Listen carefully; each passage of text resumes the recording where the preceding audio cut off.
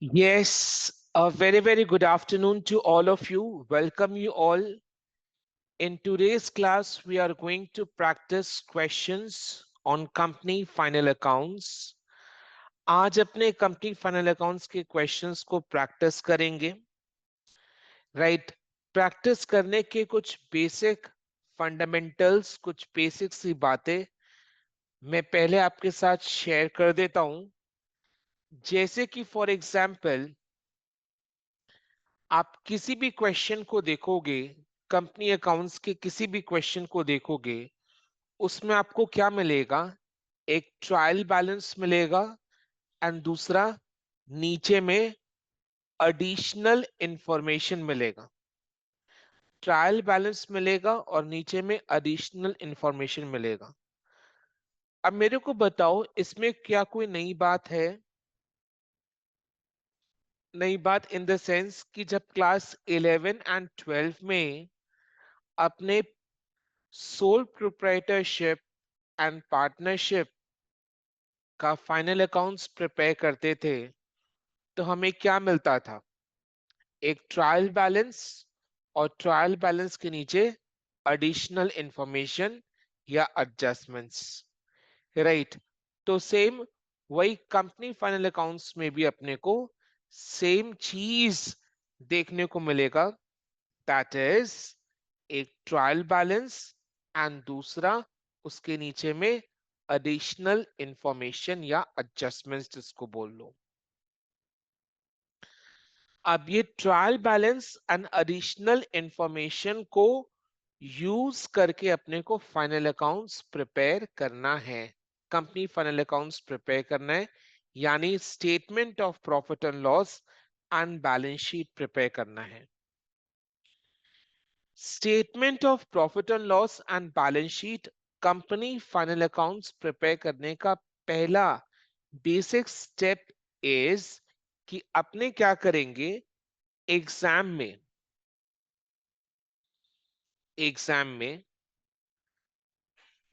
ठीक है, एग्जाम में क्या करेंगे? We will take two blank pages side by side. Will take two blank pages facing each other. आसपास दो ब्लैंक पेजेस लेंगे. जो लेफ्ट हैंड साइड का ब्लैंक पेज है, उसमें statement of profit and loss का फॉर्मेट प्रिपेयर करेंगे.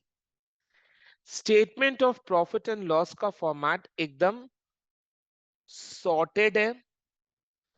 Right? एकदम सॉर्टेड फॉर्मेट है, तो वही फॉर्मेट अपने प्रिपेयर करेंगे. उसमें क्या क्या आइटम्स है? पहला रेवेन्यू फ्रॉम ऑपरेशंस, दूसरा other income, then total revenue, then expenses. Expenses में ए टू जी आपको याद हो जाएगा. पहला cost of materials consumed, then purchases, then changes in inventories, उसके बाद employ benefit expenses, finance cost, depreciation and other expenses. That is it. याद हो जाएगा. टोटल एक्सपेंसेस लिखोगे. देन टोटल एक्सपेंसेस लिखने के बाद profit before tax. Profit before tax कैसे निकालोगे? प्रॉफिट बिफोर टैक्स कैसे निकालोगे? 3 - 4 करके. 3 - 4 करके. Total revenue minus total expenses, profit before tax. उसमें से उसमें से अपने टैक्स एक्सपेंस माइनस करेंगे. टैक्स एक्सपेंस दो टाइप का है, एक करेंट टैक्स, दूसरा डेफर्ड टैक्स. डेफर्ड टैक्स आपके एग्जाम में टेस्ट नहीं होगा, उसके लिए अकाउंटिंग स्टैंडर्ड 22 का नॉलेज चाहिए, जो कि आपके सिलेबस में नहीं है. तो करेंट टैक्स आएगा. करेंट टैक्स माइनस किए तो profit before tax. Profit before tax minus tax is equal to profit after tax. ये एक फॉर्मेट प्रिपेयर कर लिए. ठीक इसके बगल वाले पेज में ठीक इसके बगल वाले पेज में बैलेंस शीट का फॉर्मेट प्रिपेयर करना है.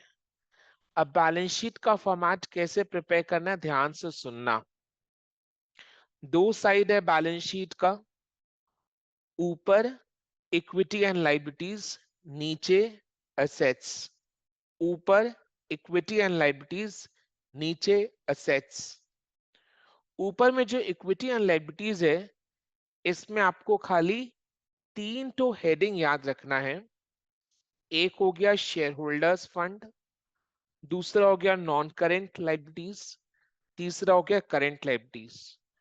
तो अपने जब बैलेंस शीट का फॉर्मेट प्रिपेयर करेंगे, तो इक्विटी एंड लाइबिलिटीज के साइड में तीन हेडिंग्स, शेयर होल्डर्स फंड लिखा, जगह छोड़ा, 2-3 लाइन का। उसके बाद नॉन करेंट लाइबिलिटीज लिखा, जगह छोड़ा, 5-6 लाइन का। देन इसके बाद करेंट लाइबिलिटीज लिखा, जगह छोड़ा, 5-6 लाइन का। That is it. ये money received against share warrant, share application money pending against allotment, pending allotment, ये सारे एग्जाम में टेस्ट नहीं होते हैं, तो इसको याद रखने की जरूरत नहीं है। शेयर होल्डर्स फंड में सिर्फ आपको दो चीज याद रखना है, एक शेयर कैपिटल, दूसरा सरप्लस। ठीक है, तो इस तरीके से जगह छोड़कर अपने इक्विटी एंड लाइबिलिटीज का साइड को बनाएंगे। लाइन ड्रॉ कर दें। अगर जरूरत पड़ा तो नेक्स्ट पेज में असेट का साइड बनाएंगे। जरूरत अगर पड़ा तो नेक्स्ट पेज में असेट का साइड बनाएंगे। असेट के साइड में दो हेडिंग्स होगा, एक नॉन करेंट एसेट, दूसरा करेंट एसेट। एक नॉन करेंट एसेट, दूसरा करेंट एसेट।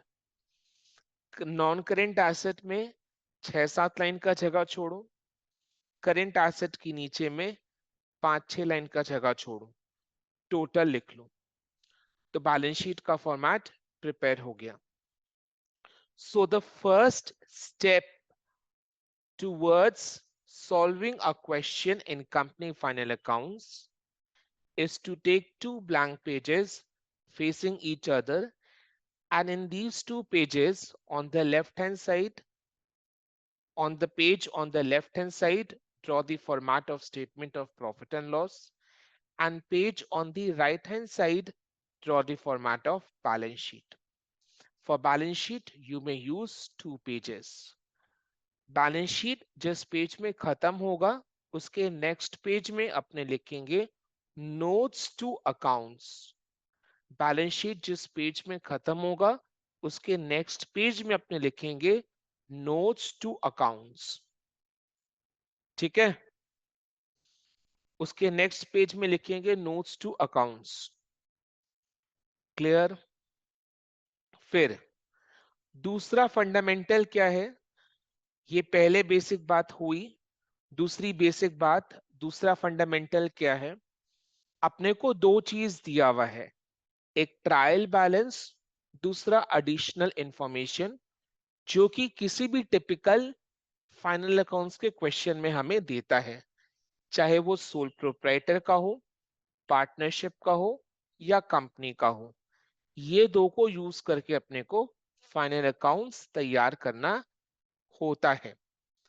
अब ट्रायल बैलेंस में जितने भी आइटम्स आए हैं, इन आइटम्स का जर्नल एंट्री और लेजर में पोस्टिंग हो चुका है, तभी तो ये ट्रायल बैलेंस में है ना।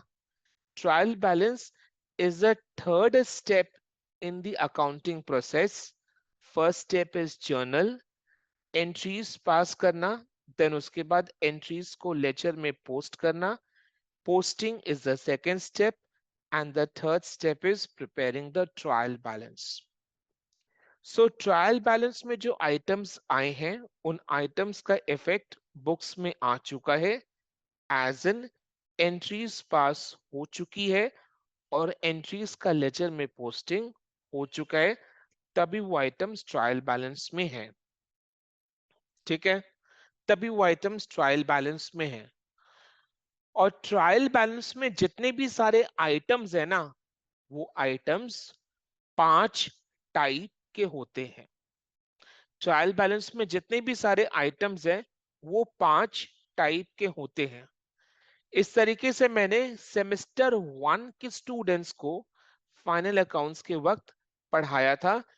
जो बातें मैं अभी आपके साथ शेयर कर रहा हूं, ये सेम बातें मैंने same to same ditto copy paste मैंने सेमेस्टर 1 के स्टूडेंट्स के साथ शेयर की फाइनल अकाउंट्स प्रिपेयर करने के लिए, सोल ट्रेडर के केस में, सोल प्रोप्राइटरशिप के केस में। सो ट्रायल बैलेंस में जितने भी सारे आइटम्स है वो 5 टाइप के होते हैं, उनका 5 क्लासिफिकेशन है। या तो वो आइटम कोई एक्सपेंस होगा, या तो वो इनकम होगा, या असेट होगा, या कोई लाइबिलिटी होगा, या फिर कैपिटल होगा। ये 5 ही टाइप के आइटम्स आपको मिलेंगे। ये 5 ही टाइप के आइटम्स आपको मिलेंगे। मॉडर्न अप्रोच टुवर्ड्स अकाउंटिंग को याद करो, जिसमें अकाउंट्स 5 ग्रुप्स में क्लासिफाई, 5 क्लासिफिकेशंस होते थे, right? Asset, liability, income, expense and capital. Asset, liability, income, expense and capital. ठीक है? या तो वो आइटम कोई असेट होगा, या तो वो कोई आइटम लाइबिलिटी होगा, या तो वो आइटम कोई एक्सपेंस होगा, या कोई इनकम होगा, या कोई कैपिटल होगा।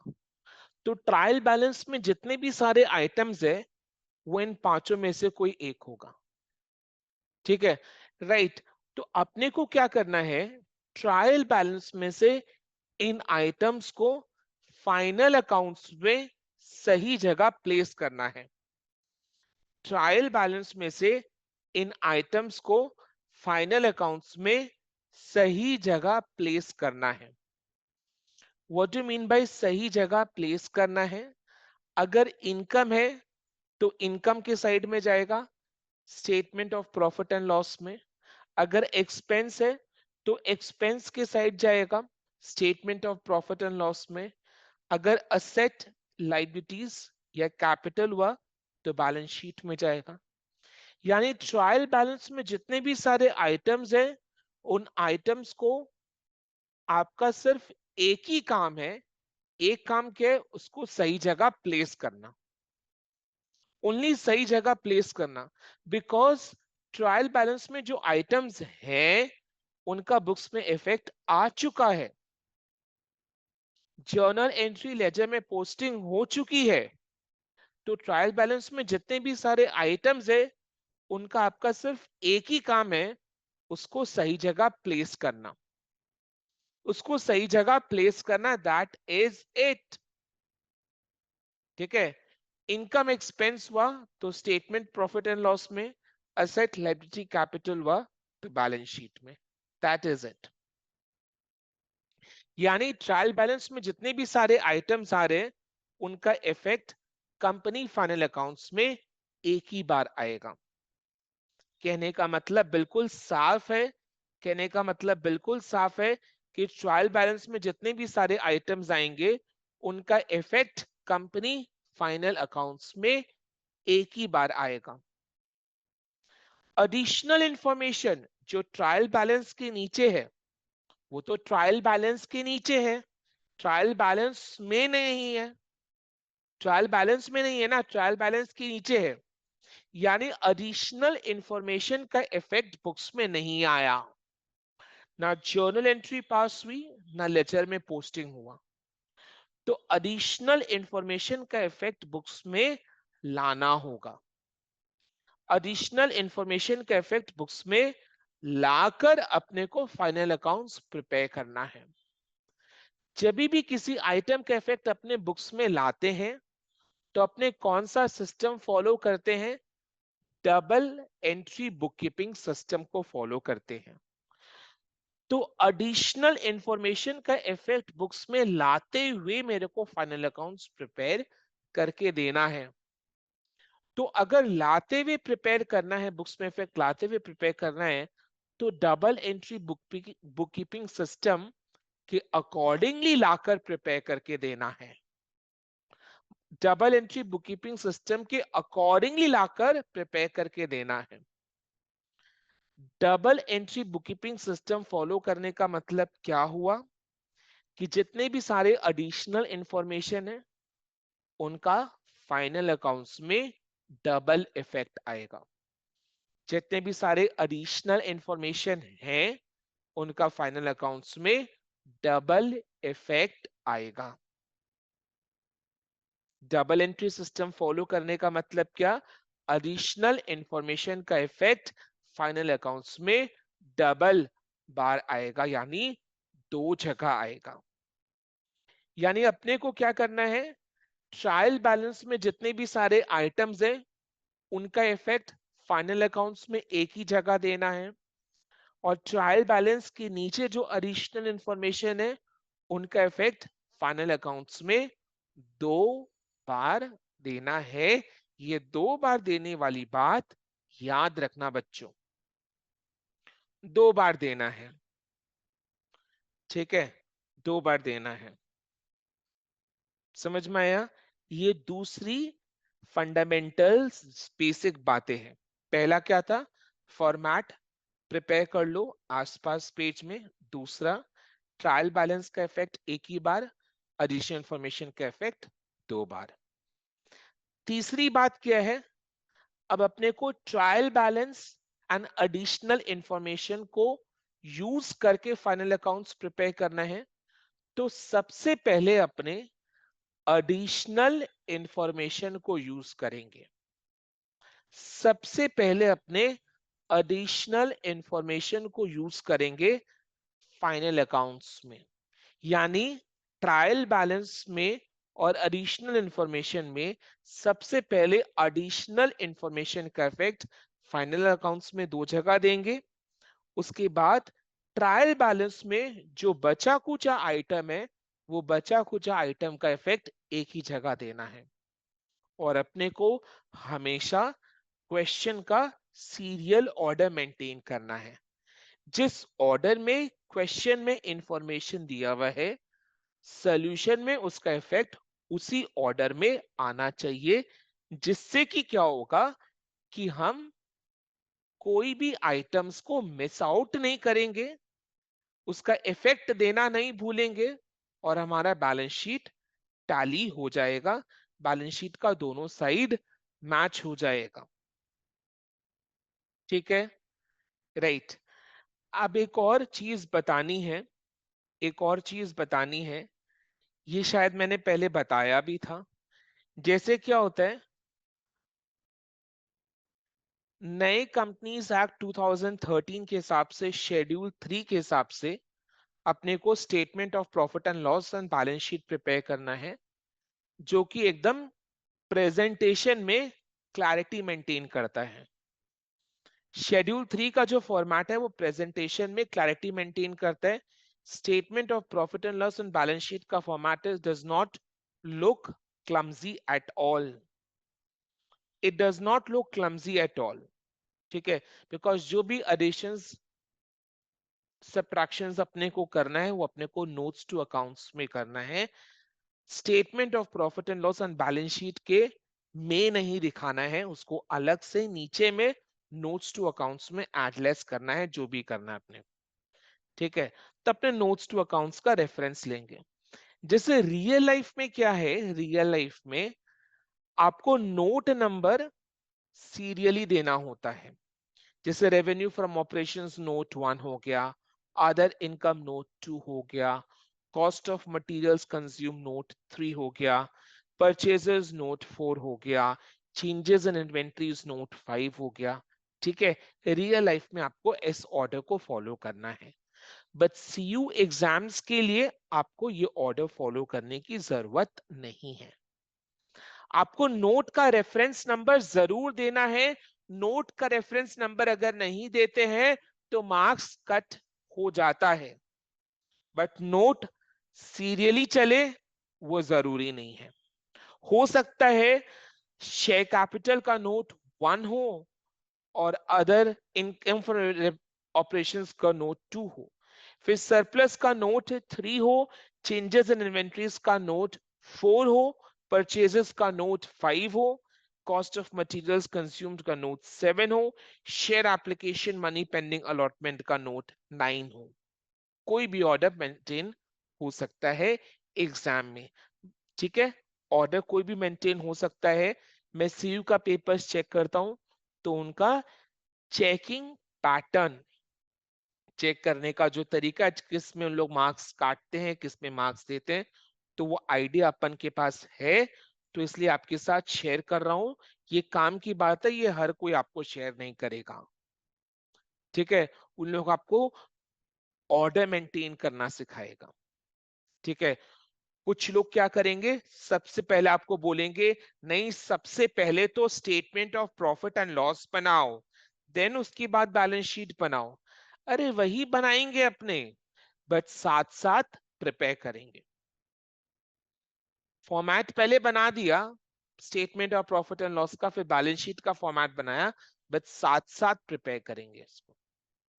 दोनों के आइटम्स का इफेक्ट अपने साथ साथ देंगे, जिससे कम टाइम में बिना कोई मिस्टेक के क्वेश्चन सॉल्व हो जाए। और अपने एकदम क्वेश्चन में इंफॉर्मेशन जिस ऑर्डर में दिया है उसी ऑर्डर को फॉलो करेंगे। ठीक है, उसी ऑर्डर को फॉलो करेंगे। इंफॉर्मेशन जिस ऑर्डर में दिया हुआ है उसी ऑर्डर को फॉलो करेंगे। ठीक है, तो नोट का as such sequence is not required. तो सबसे पहले एडिशनल इंफॉर्मेशन का इफेक्ट अपने दो जगह देंगे, उसके बाद ट्रायल बैलेंस में जितने भी सारे बचे कुछ आइटम्स उसका इफेक्ट एक ही बार जाएगा। ठीक है, जितने भी जन रेगुलर क्लासेस अटेंड करते हैं वो आज सभी जन मौजूद है क्लास में। तो अच्छा है, एक तरीके से सभी को ये बेसिक बातें पता चल गई। अब ये बेसिक बातें मैं नेक्स्ट सेशन या नेक्स्ट क्लास में रिपीट नहीं करने वाला हूं। ठीक है, ये बेसिक बातें एक बार में क्लियर हो गया सबको? Y for yes and for no बोल सकते हैं चैट बॉक्स में।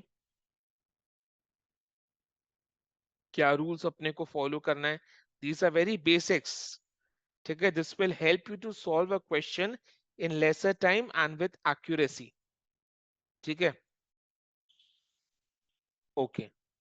तो अपने सबसे पहले एक छोटा क्वेश्चन पिक करेंगे, पहला क्लास है क्वेश्चन सॉल्व करने का, तो एक छोटा क्वेश्चन प्रॉब्लम 2 सॉल्व करेंगे।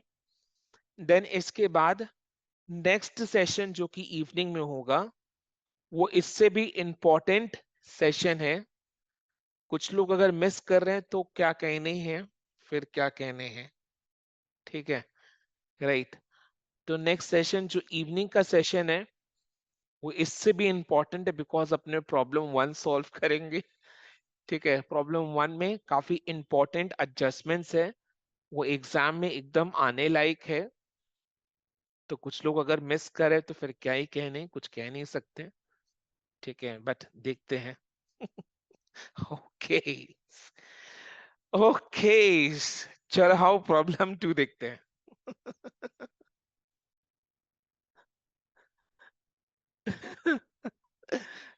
आ जाओ, प्रॉब्लम 2 में क्या है।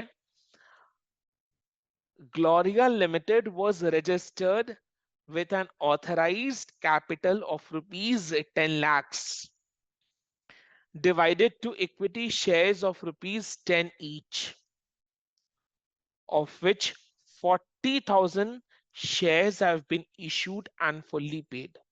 So Gloria Limited का registered authorized capital कितना है, rupees 10 lakhs, और एक शेयर का फेस वैल्यू कितना है, rupees 10। यानी कितना ऑथराइज्ड नंबर ऑफ शेयर्स है, 1 लाख, जिसमें से 40,000 shares have been issued and fully paid.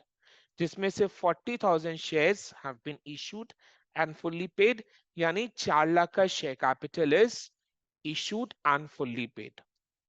अपने को ट्रायल बैलेंस दिया हुआ है।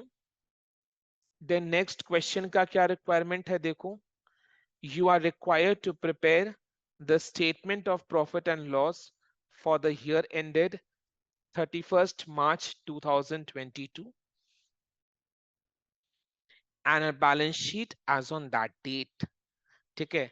Statement of profit and loss for the year ended 31st March 2022 and a balance sheet as on that date. Balance sheet as on 31st March 2022 as per schedule 3 after taking into consideration the following adjustments.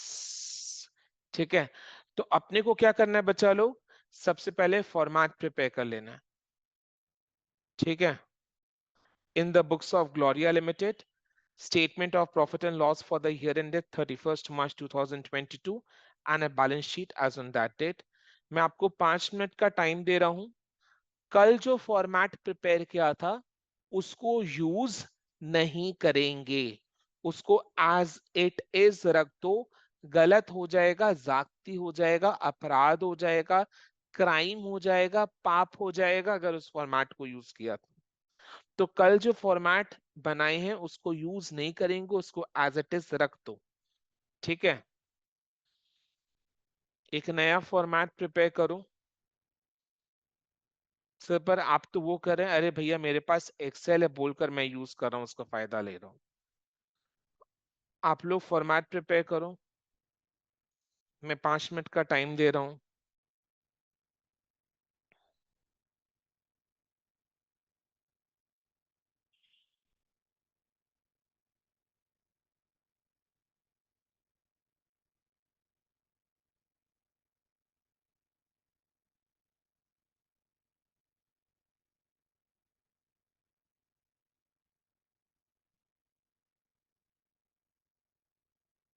In the books of Gloria Limited, statement of profit and loss for the year ended 31st March 2022. Amount for the current year इधर मैं mention भी कर दूं, current year mention भी कर दो 21 22 and previous year mention कर दो. प्रीवियस ईयर क्योंकि दिया हुआ होता है, सॉरी प्रीवियस ईयर का इंफॉर्मेशन नहीं दिया हुआ होता है तो इसका कॉलम बनाकर इसको ब्लैंक छोड़ देना है. इसका कॉलम बनाकर इसको ब्लैंक छोड़ देना है.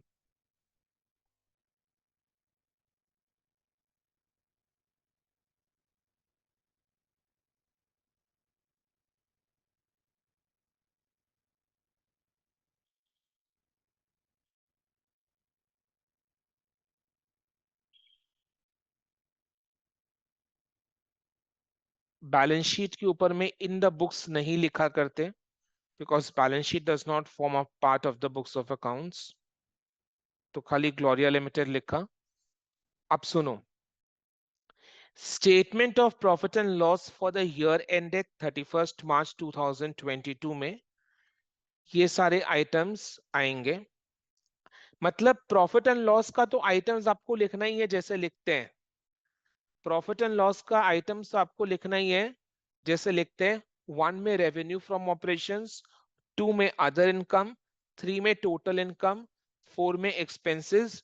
और एक्सपेंसेस के ये 7 classifications: cost of materials consumed, purchases, changes in inventory, employee benefit expense, finance cost, depreciation and amortization, other expenses, total expenses.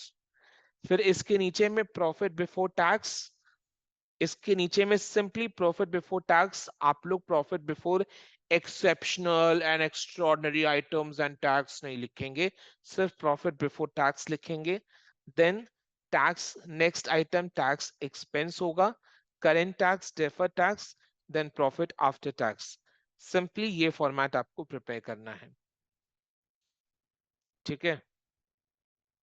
And balance sheet का फॉर्मेट कैसा होगा? Shareholders fund. Shareholders fund में 3 चीज आएगा: share capital, share surplus, money received against share warrant. Money received against share warrant अगर नहीं भी लिखते हैं तो भी चलेगा, कोई दिक्कत का बात नहीं है. Share application money pending allotment मेरा सबसे जरूरी नहीं है लिखना. फिर नॉन करेंट लाइबिलिटीज लिखो, हेडिंग डालो, 5-6 लाइन का जगह छोड़ दो.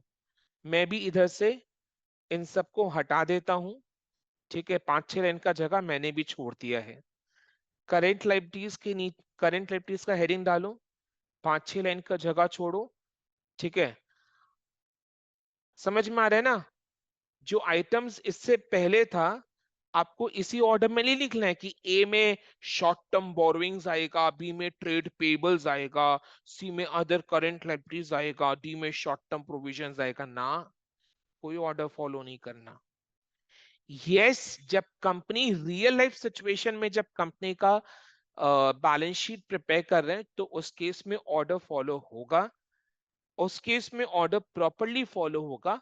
बट एग्जाम के लिए ऐसा नहीं है कि पहले शॉर्ट टर्म बोरोइंग्स, उसके बाद ट्रेड पेबल्स, फिर other current liabilities, then short term provisions. नहीं, ऐसा कोई भी रिक्वायरमेंट नहीं है, तो उसको फॉलो करने का जरूरत नहीं है। अब जैसा जो आइटम्स क्वेश्चन में दिया हुआ है वही आइटम्स को पुट करेंगे, बाकी आइटम्स को इग्नोर करेंगे, नहीं लिखेंगे, दैट इज इट।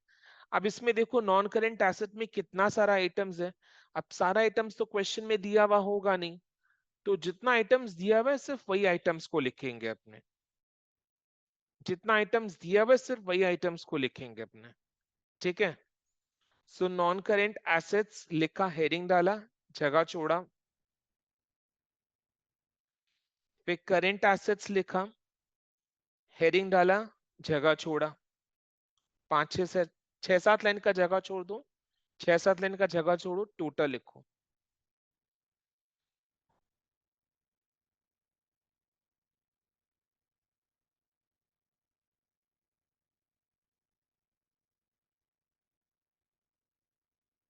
इस तरीके से फॉर्मेट प्रिपेयर करना है।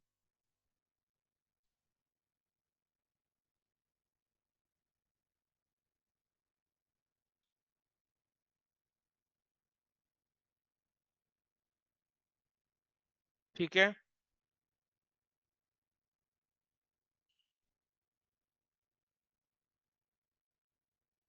फॉर्मेट प्रिपेयर कर लेने के बाद आराम से फॉर्मेट प्रिपेयर करो। 2 मिनट का टाइम और दे रहा हूँ। प्रिपेयर करने के बाद चैट बॉक्स में यस नो।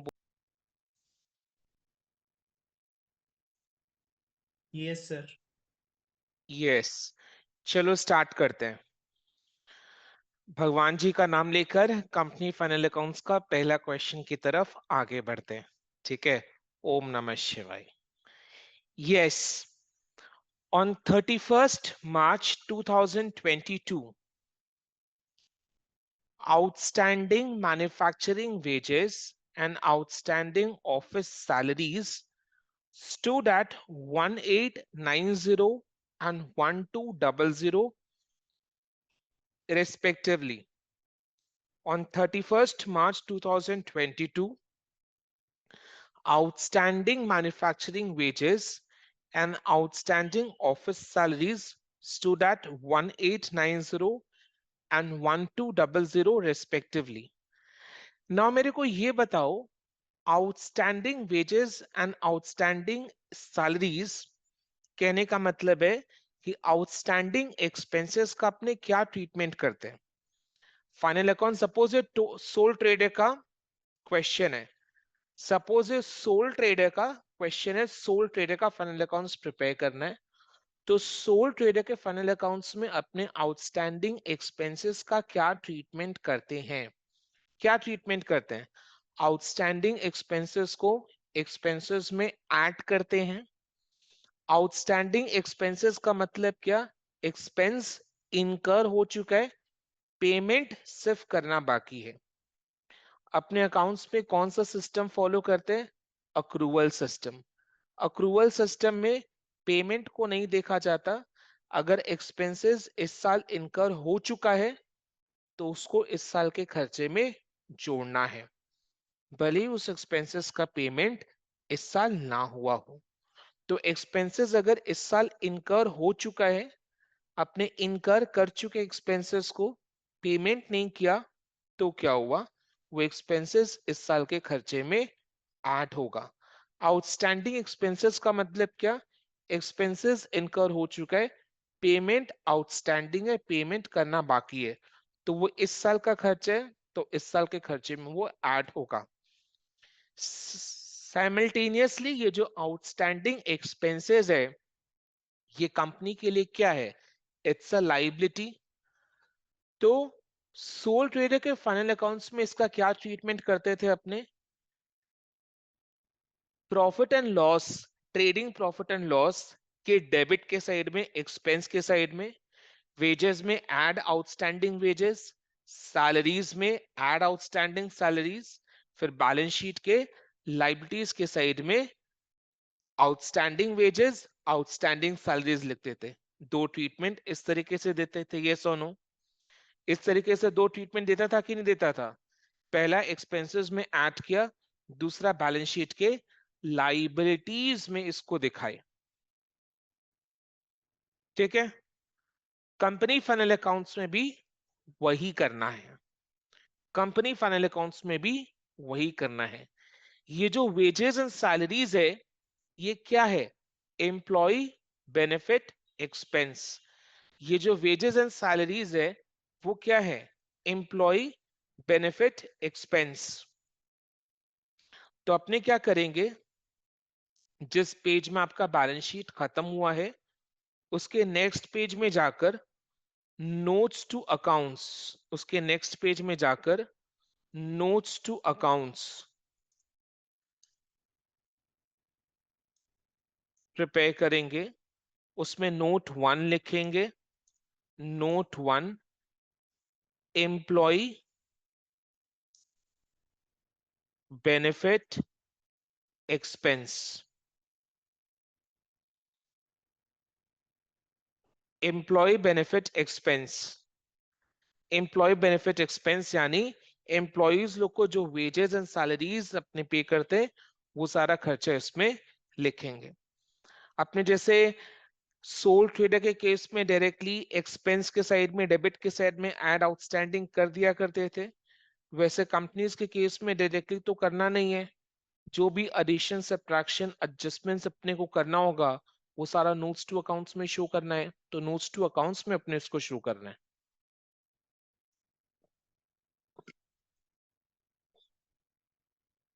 समझ में आया? ओके, लिखो मैन्युफैक्चरिंग वेजेस।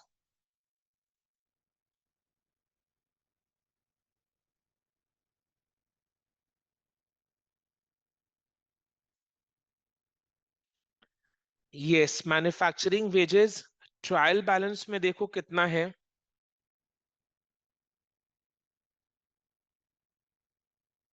मैन्युफैक्चरिंग वेजेस आप लोग खुद के मोबाइल फोन में देखो ट्रायल बैलेंस में कितना है। 1,09,740, 1,09,740, 1,09,740।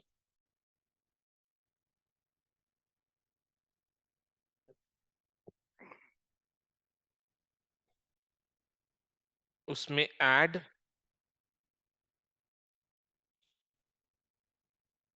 आउटस्टैंडिंग वेजेस कितना? 1,890।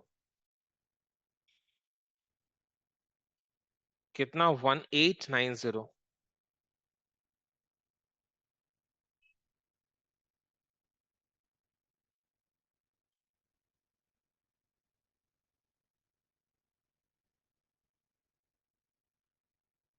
सर नोट्स टू अकाउंट्स में दो कॉलम बनाना है कि एक बनाने से ही हो जाएगा? नहीं, एक बनाने से हो जाएगा। नोट्स टू अकाउंट्स में कोई कॉलम नहीं बनाना है। This is just you know inside your mind you will frame the workings this way, inner and outer। Columns नहीं बनाना है नोट्स टू अकाउंट्स में। you don't have to prepare any column, that is the wrong format। मैंने column नहीं बनाया। समझ में आ रहा है ना? You getting my point? आपको तो एक ब्लैंक शीट दिया जाएगा ना, सीयू का पेपर कैसा होता है? ब्लैंक शीट होता है।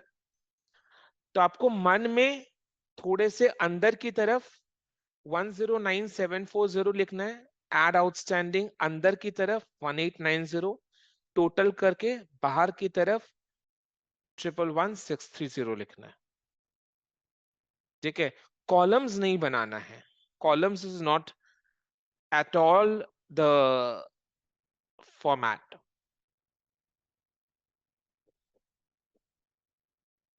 दो बुक्स में कॉलम बनाया हुआ है, एक ही कॉलम है, ठीक है। इंटरनल इन लोग इमेजिनरी इनर कॉलम है, इमेजिनरी इनर कॉलम है। बुक्स में कॉलम बनाया हुआ है, बुक्स में सॉल्यूशंस देखोगे तो कॉलम बनाया हुआ है, but inner column imaginary inner column है।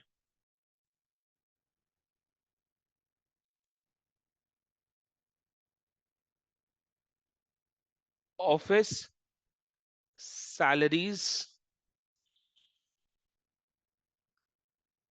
एंड एक्सपेंसेस, ये कितना है ट्रायल बैलेंस में देखो, 17870, 17870 एड आउटस्टैंडिंग सैलरीज,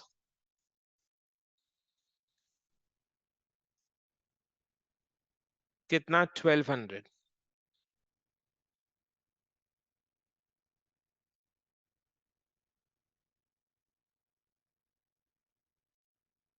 19070, ठीक है। फिर एम्प्लॉय बेनिफिट एक्सपेंस के नीचे, एम्प्लॉय बेनिफिट एक्सपेंस का जो नोट है उसके नीचे 2-3 लाइन का जगह छोड़ दो। एम्प्लॉय बेनिफिट एक्सपेंस के नीचे 2-3 लाइन का जगह छोड़ दो, क्या पता और कोई एम्प्लॉय बेनिफिट एक्सपेंस अपने को मिल जाए जो कि अपने इधर में ऐड करे, ठीक है। क्या पता और कोई एम्प्लॉय बेनिफिट एक्सपेंस मिल जाए जो कि अपने को इधर में ऐड करना पड़े। तो सारे नोट्स में अपने ऐसे ही करेंगे, नोट्स जैसे जैसे बना रहे 2-3 लाइन का जगह भी छोड़ देंगे, ताकि बाद में अगर कोई इंफॉर्मेशन मिला तो उसको अपने एडलेस कर पाए। फिर लास्ट में जाकर नोट्स टू अकाउंट्स को अपने टोटल करेंगे, ये लास्ट स्टेप होगा। जब अपने एडिशनल इंफॉर्मेशन का ट्रीटमेंट दे दिए सोल्यूशन में 2 जगह, ट्रायल बैलेंस के आइटम्स का ट्रीटमेंट दे दिए सोल्यूशन में 1 जगह, एंड देन उसके बाद अपने नोट्स टू अकाउंट्स का टोटल करेंगे। तब तो टोटल वो जो निकलेगा वो फाइनल टोटल निकलेगा, तब तो जो टोटल निकलेगा फाइनल टोटल निकलेगा। उससे पहले जब अपने एडिशनल इंफॉर्मेशन का ट्रीटमेंट दे रहे, नोट्स टू अकाउंट्स बना रहे, तो 2-3 लाइन का जगह हर नोट्स टू अकाउंट्स में छोड़ना जरूरी है, ताकि बाद में अगर कुछ आइटम्स मिला ट्रायल बैलेंस में तो उसको एडलेस कर पाए। बाद में ट्रायल बैलेंस का आइटम्स का इफेक्ट देना हो गया, तब नोट्स टू अकाउंट्स को अपने टोटल करेंगे, फिर जो टोटल निकलेगा फाइनल टोटल निकलेगा। ये एक इफेक्ट हो गया। मैंने बोला था ना फर्स्ट समय थोड़ा टाइम लगेगा, बिकॉज अपने अप्रोच समझ रहे हैं, how to solve a question, approach समझ रहे हैं। तो फर्स्ट क्वेश्चन में हमेशा टाइम लगेगा। आप देखोगे इवनिंग के क्वेश्चन में उतना टाइम नहीं लग रहा है, इवनिंग के क्वेश्चन में things are sorted and clear, ठीक है। नेक्स्ट एडजस्टमेंट क्या होगा, अपने outstanding wages and outstanding salaries को लाइबिलिटीज में शो करेंगे। लाइबिलिटीज का कौन सा हेडिंग में, other current liabilities, other current liabilities, outstanding wages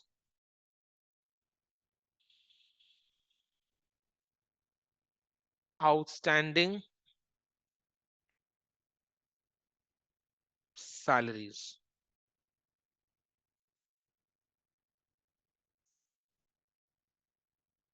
one eight nine zero and 1200।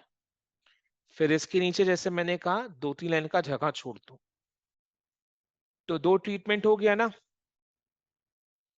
2 treatment हो गया।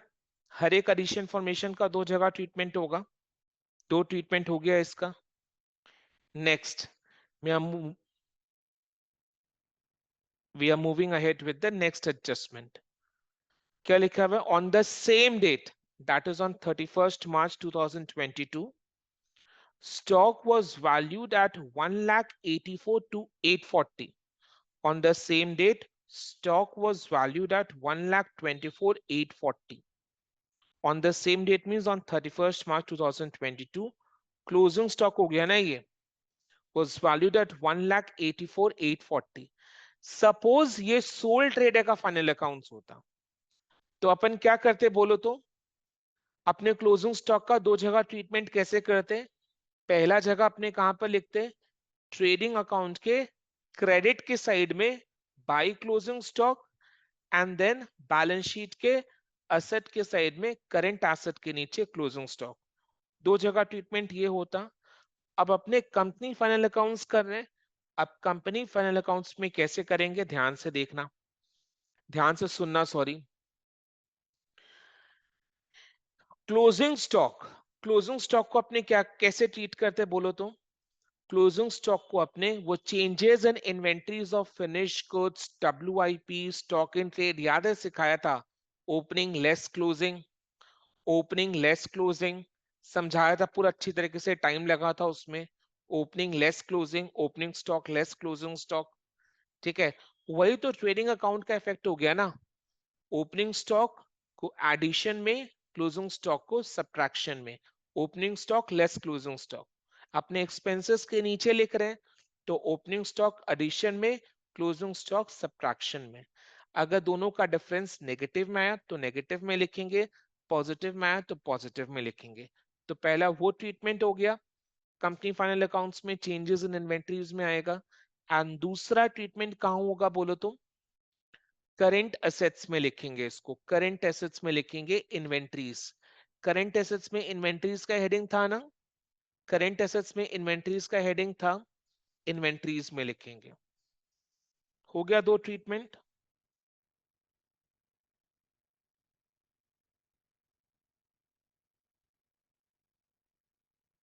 और एडजस्टमेंट्स का स्टैंडर्ड आप लोग देख ही रहे होंगे कि सर एडजस्टमेंट्स का स्टैंडर्ड एकदम बच्चा वाला है। ये आउटस्टैंडिंग वगैरह, ये सब तो एकदम बच्चा वाला एडजस्टमेंट्स है। Outstanding, closing stock, changes in inventories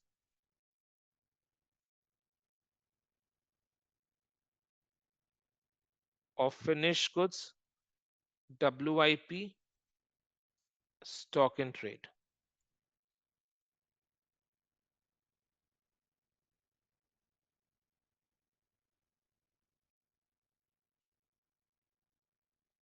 ठीक है। Opening stock less closing stock, closing stock कितना बोला, 1,24,840।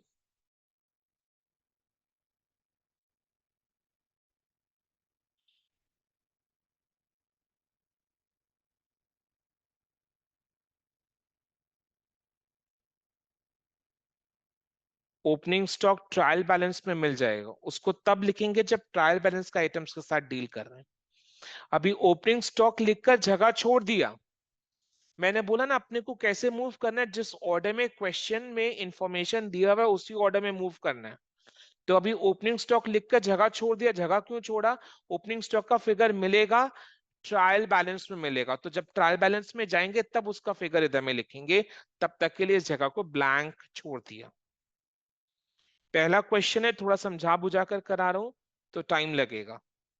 नेक्स्ट क्वेश्चन में, और जितने भी स्टूडेंट्स रेगुलरली क्लासेस अटेंड करते हैं वो सब मौजूद है अभी, तो फिर मेरे को रिपीट करने को और जरूरत पड़ेगा नहीं नेक्स्ट क्लास में। फिर दूसरा ट्रीटमेंट क्या है, करेंट एसेट्स में इन्वेंटरीज, करेंट एसेट्स में इन्वेंटरीज लिखेंगे अपने।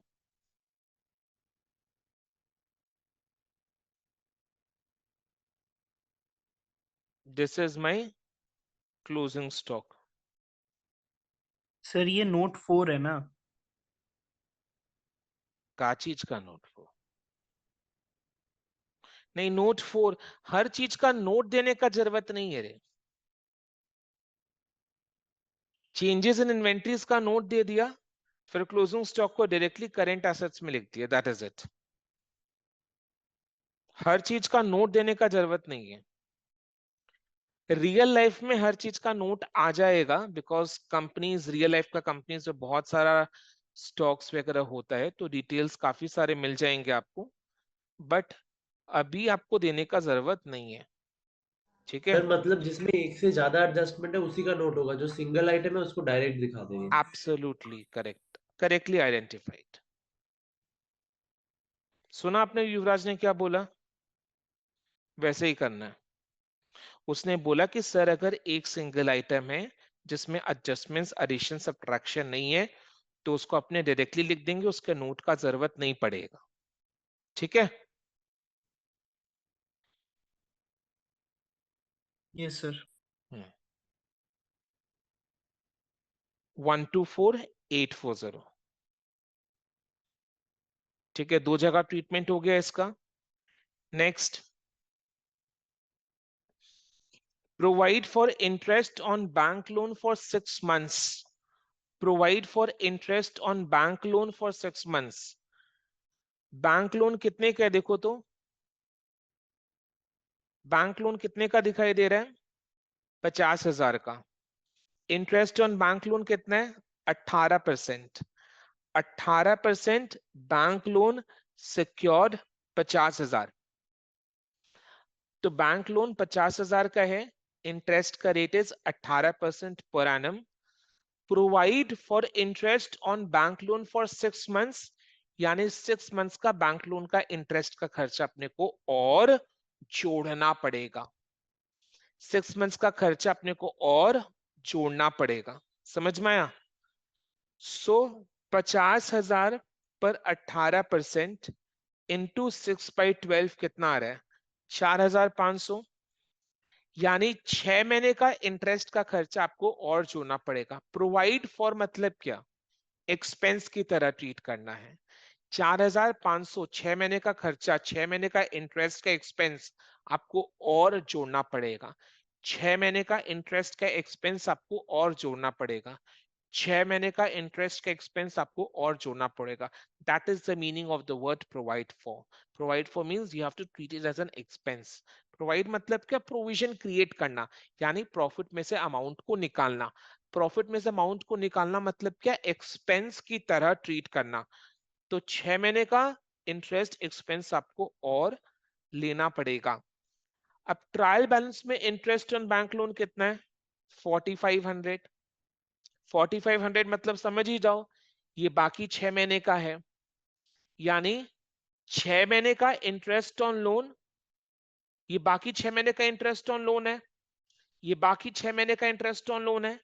ट्रायल बैलेंस में है, इसका मतलब क्या, ये इंटरेस्ट ऑन लोन का पेमेंट हो चुका है, तभी ट्रायल बैलेंस में एग्जिस्ट करता है।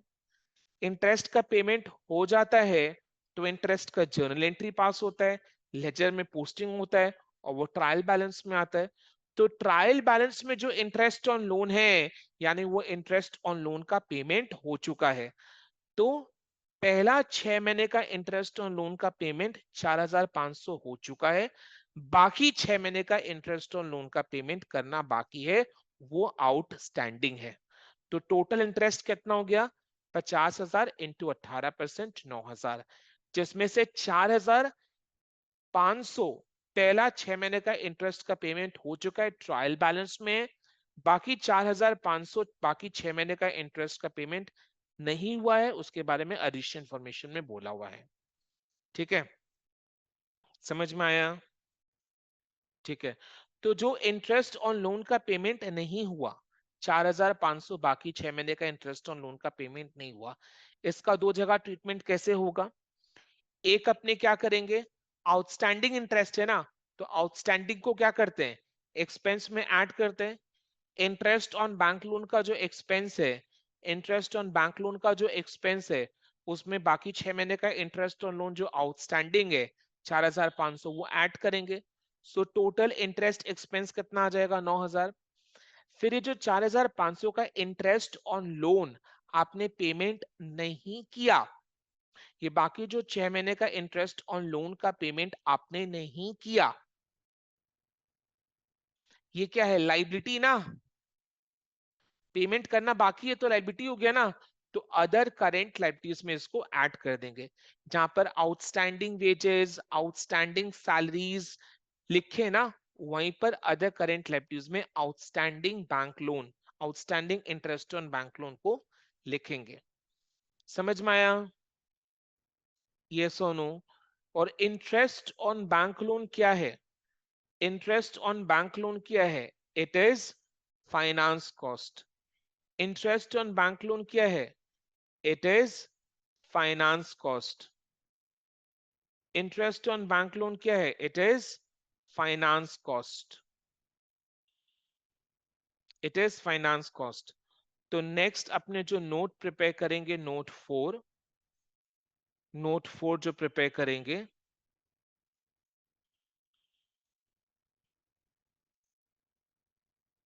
That is for finance cost. Interest on bank loan paid कितना? 4,500। उसमें एड आउटस्टैंडिंग फॉर 6 months कितना? 4,500।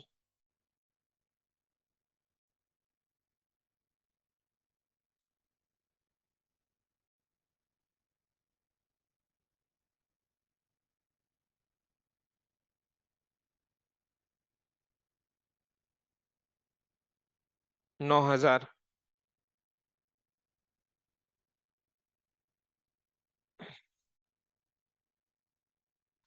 फिर अदर करेंट लाइबिलिटीज में ये रहा note 2, outstanding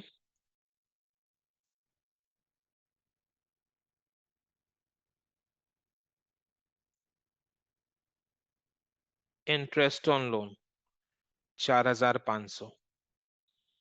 outstanding interest on loan 4,500। Outstanding interest on loan 4,500। ठीक है, दो जगह ट्रीटमेंट हो गया ना? Yes sir.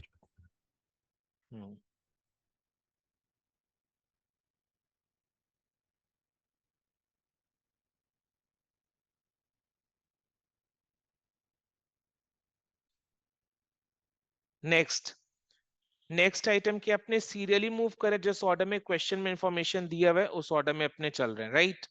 नेक्स्ट इंफॉर्मेशन क्या है? डेप्रिसिएशन। आप देख रहे हैं क्या क्या एडजस्टमेंट्स दे रहे हैं। युवराज बोल रहे कि सर ये सारा एडजस्टमेंट्स तो क्लास 11 के फाइनल अकाउंट्स के क्वेश्चन में होता था, ये कंपनी फाइनल अकाउंट्स में दे रहे हैं। अरे भैया ऐसा होता भी है, बिलीव नहीं करोगे।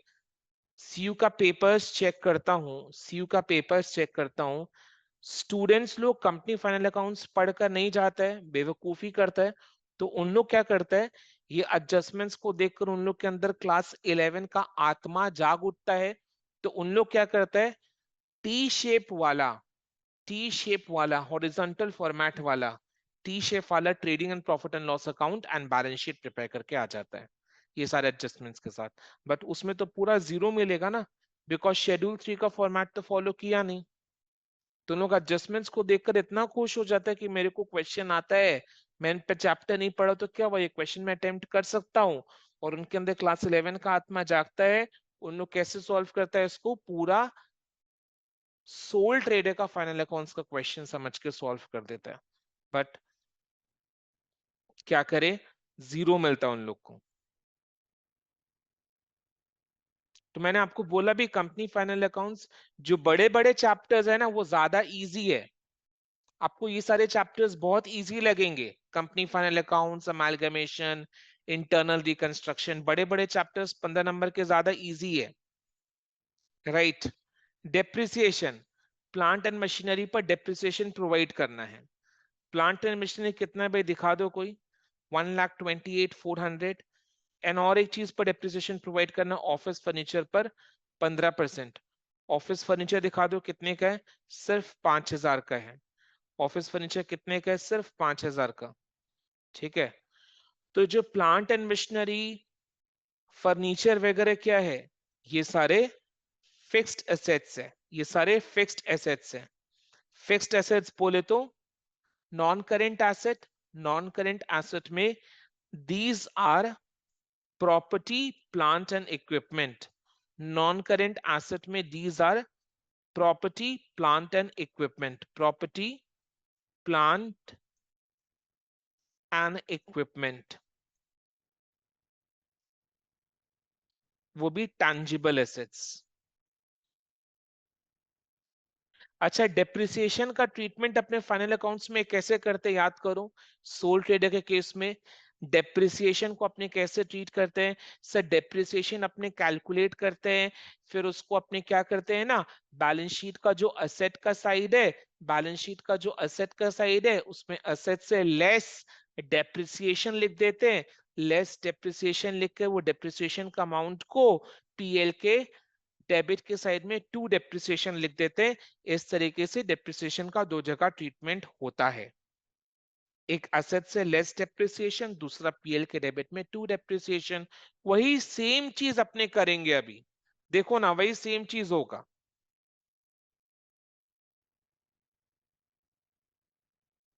वही सेम चीज होगा, देखना।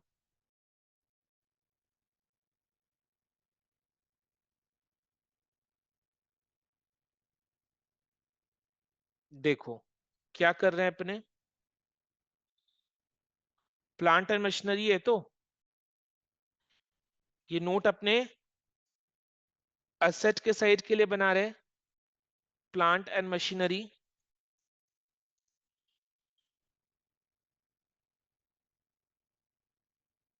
1,28,400 लेस डेप्रिसिएशन, डेप्रिसिएशन का परसेंटेज कितना है, at the rate of 15%, depreciation is at the rate of 15%, so 1,28,400 का 15% कितना हुआ, 19,260, 19,260 is depreciation माइनस के, यही अपने बैलेंस शीट के एसेट के साइड में ऐसे ही करते हैं।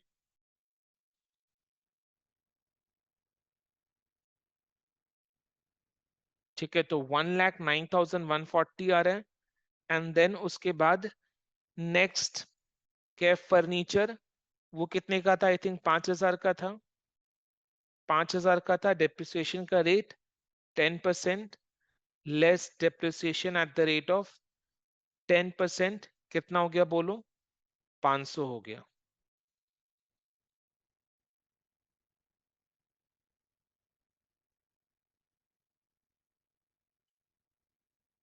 चार हजार पांच सौ हो गया, लेस डेप्रिसिएशन 4,500, लेस डेप्रिसिएशन 4,500, ठीक है, लेस डेप्रिसिएशन 4,500। अब नेक्स्ट स्टेप क्या करते, पीएल के डेबिट में लिखते थे, पीएल के डेबिट में टू डेप्रिसिएशन। अब statement of profit and loss में देखो, डेप्रिसिएशन के लिए अलग से अपने को एक्सपेंस में दिखाना पड़ेगा, सेपरेट डिस्क्लोजर देना पड़ेगा। सो डेप्रिसिएशन के लिए एक अलग नोट प्रिपेयर करेंगे। अपने क्या करें, प्रॉपर्टी प्लांट एंड इक्विपमेंट में 3-4 लाइन का जगह और छोड़ रहे हैं, क्या पता और कोई प्रॉपर्टी प्लांट एंड इक्विपमेंट हो जो ट्रायल बैलेंस में मिल जाए, तो उसको एडलेस करना पड़ेगा इधर में, तो इसलिए उसके लिए जगह छोड़ रहे हैं। और नीचे में फिर डेप्रिसिएशन एंड एमोटाइजेशन, एमोटाइजेशन किस पर होता है, इनटैंजिबल असेट्स पर होता है। सो ये वाले नोट में अपने depreciation on plant and machinery कितना, 19,260, 19,260, then depreciation on furniture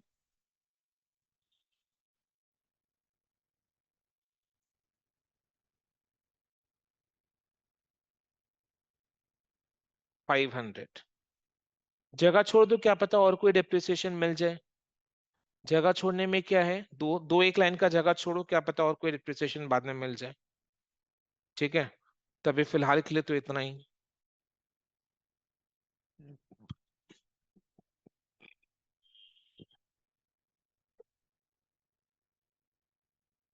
next क्या बोल रहा है, एडिशन इंफॉर्मेशन 1, 2, 3, एकदम क्लास 11 समझ में आ गया, कर लिए। अब adjustment number 4, make a provision for taxation at the rate of 33%।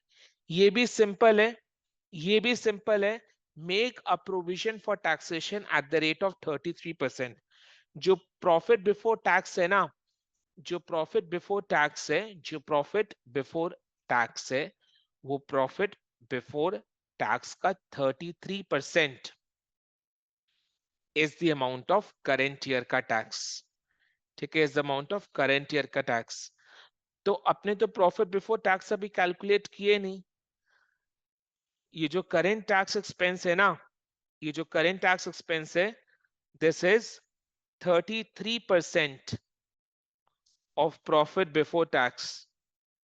और अपने तो प्रॉफिट बिफोर टैक्स अभी तक कैलकुलेट किए नहीं, बट ये एडिशनल इंफॉर्मेशन आ गया। तो जैसे ये एडिशनल इंफॉर्मेशन आया ना, वैसे अपने क्या करेंगे, करंट टैक्स के बगल में 33% ऑफ प्रॉफिट बिफोर टैक्स लिख देंगे, ताकि बाद में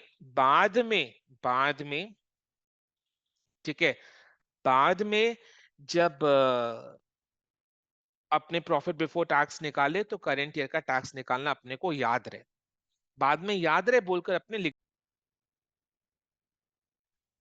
ठीक है। और प्रोविजन फॉर टैक्स, और सुनो, प्रोविजन फॉर टैक्स जो निकलेगा करेंट ईयर का tax, that is short term provisions और नॉट। जो प्रोविजन फॉर टैक्स निकलेगा प्रॉफिट बिफोर टैक्स का 33%, वो कंपनी के लिए एक लाइबिलिटी है या नहीं? वो कंपनी के लिए एक लाइबिलिटी है। तो लाइबिलिटीज के साइड में शॉर्ट टर्म प्रोविजंस में, शॉर्ट टर्म प्रोविजंस में अपने प्रोविजन फॉर टैक्स का अमाउंट लिखेंगे। शॉर्ट टर्म प्रोविजंस में अपने प्रोविजंस का अमाउंट लिखेंगे। ठीक है, it's a liability, it's a liability. और जो टैक्स का अमाउंट निकलेगा वो साल भर के भीतर पे करना है। It's a current liability. तो करेंट लाइबिलिटीज के अंदर में short term provisions, provision for tax. Current liabilities के भीतर में short term provision, provision for tax. तो अपने शॉर्ट टर्म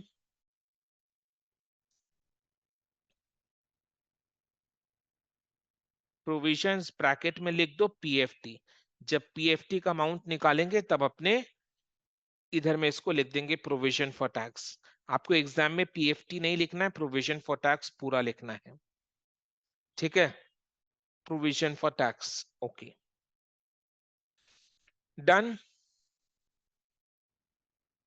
यहां तक सब सही।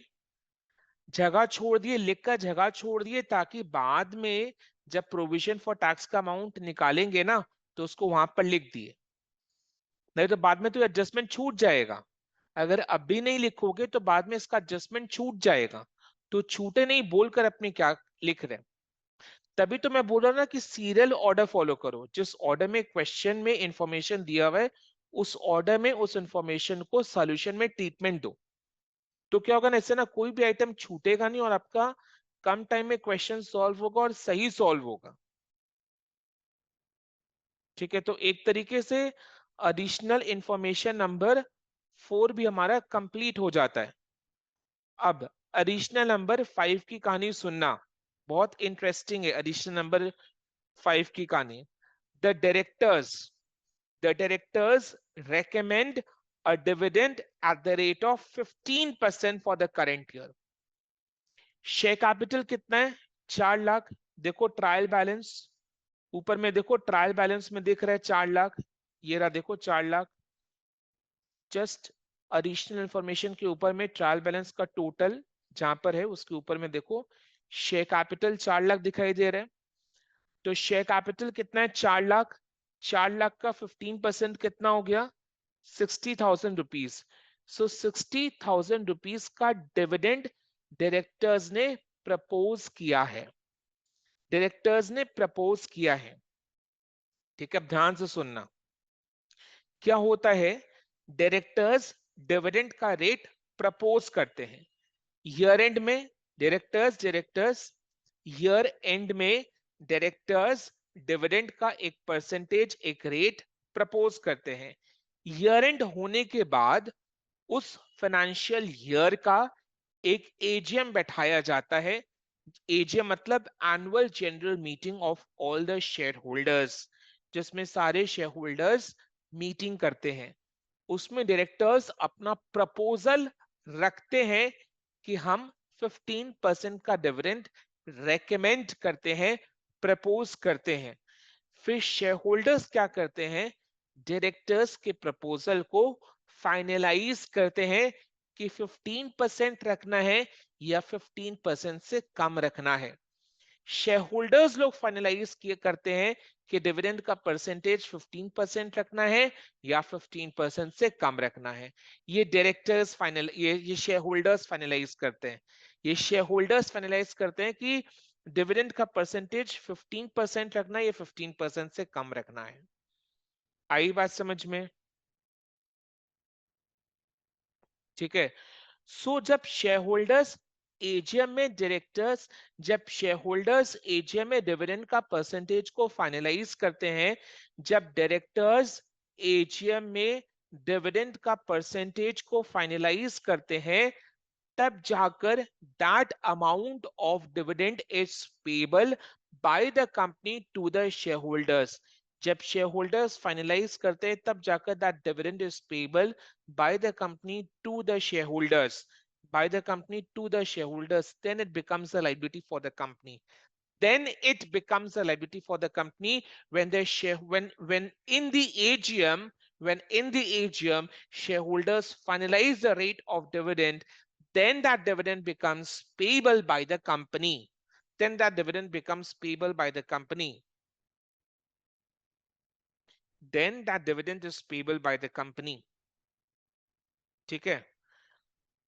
Then it becomes a liability for the company. Then it becomes a liability for the company when the shareholders approve the rate of dividend in the AGM. Till then, such dividend is not a liability. Such dividend is not a liability. Directors ने जो 15% का dividend recommend किया ना, it is not a liability for the company. Company is not supposed to pay 15% का rate of dividend until the shareholders approve it in the AGM.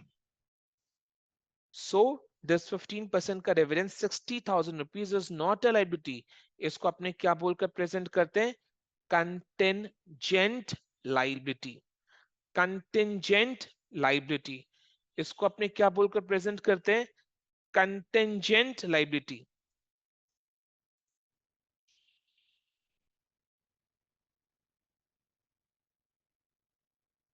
Contingent liability,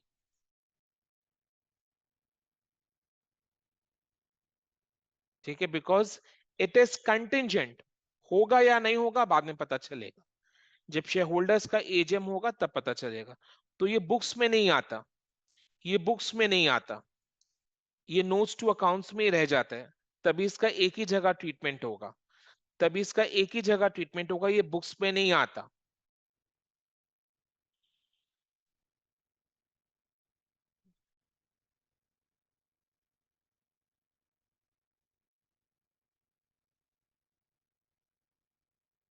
आई बात समझ में? Next, फिर क्या बोल रहे हैं? Transfer of 5% of net profit to general reserve. Transfer of 5% of net profit to general reserve. जो नेट प्रॉफिट अपने कैलकुलेट करेंगे ना, नेट प्रॉफिट बोले तो प्रॉफिट आफ्टर टैक्स। जो नेट प्रॉफिट अपने कैलकुलेट करेंगे, that is profit after tax. वो प्रॉफिट आफ्टर टैक्स का 5% अपने को जनरल रिजर्व में ट्रांसफर करना है। प्रॉफिट आफ्टर टैक्स का 5% अपने को जनरल रिजर्व में ट्रांसफर करना है। प्रॉफिट आफ्टर टैक्स का 5% अपने को जनरल रिजर्व में ट्रांसफर करना है।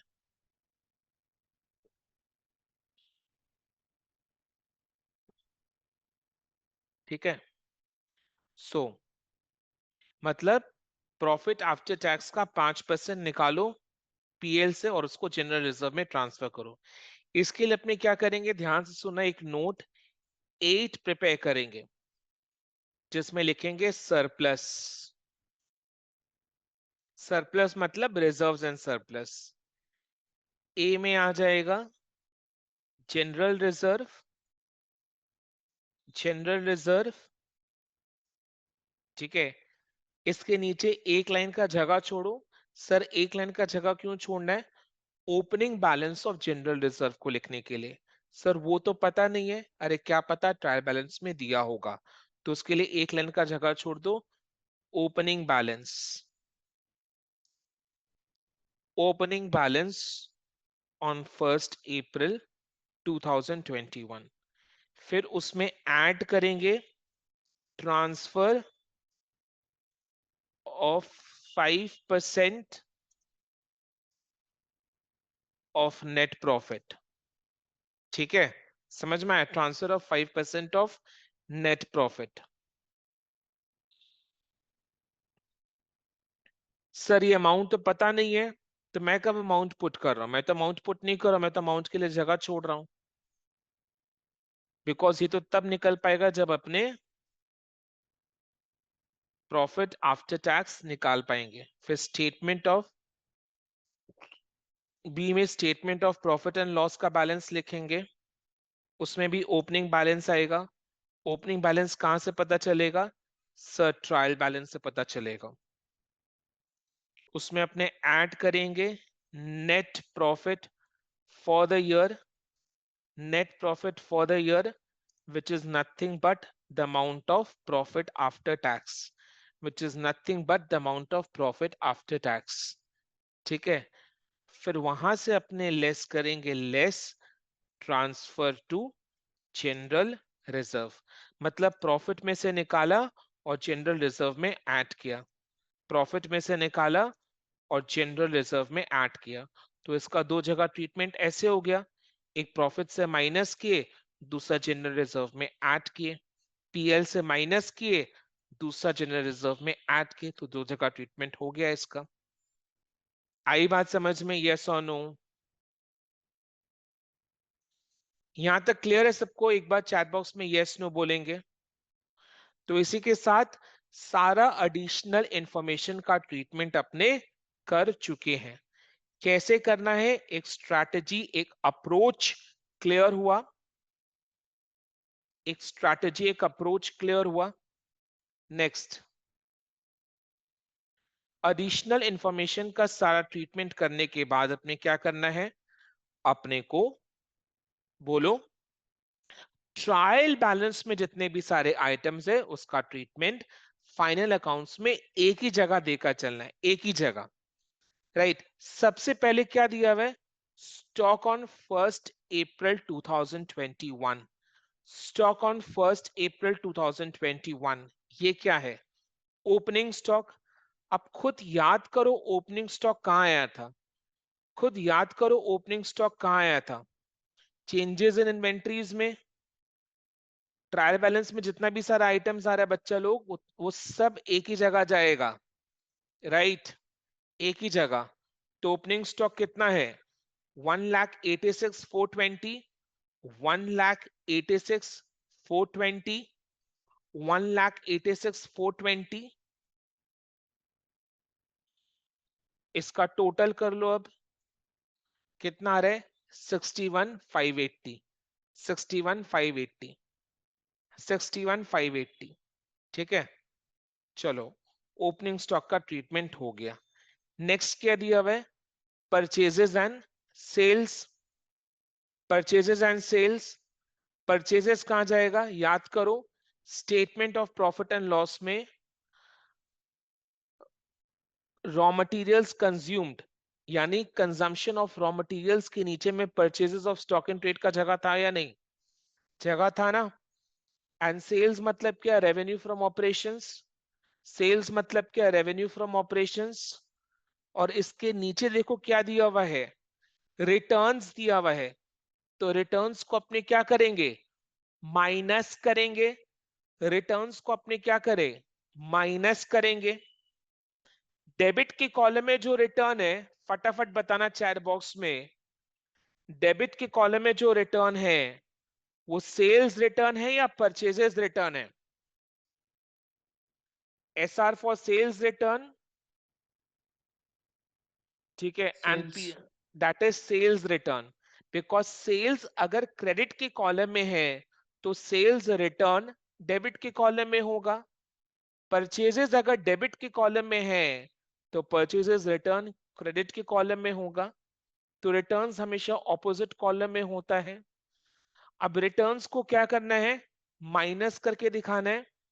सर इसमें अगर माइनस करके दिखाना पड़ेगा तो इसके लिए भी एक सेपरेट नोट प्रिपेयर करेंगे। हाँ जी, नोट प्रिपेयर करेंगे। सर दोनों के लिए नोट प्रिपेयर होगा? हाँ जी, दोनों के लिए नोट प्रिपेयर होगा। Note 1, note 9 is revenue from operations which is sales. Sales कितना है?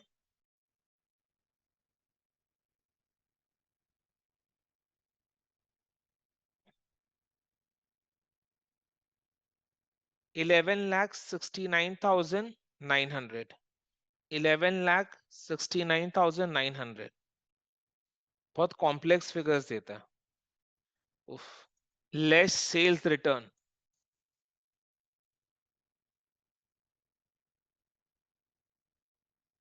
कितना है? 12,680।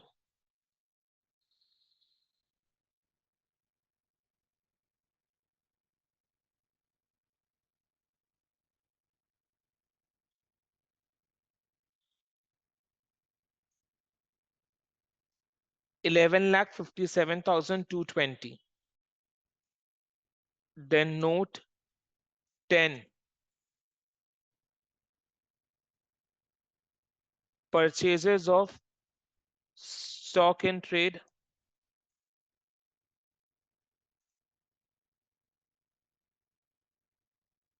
purchases less purchase return,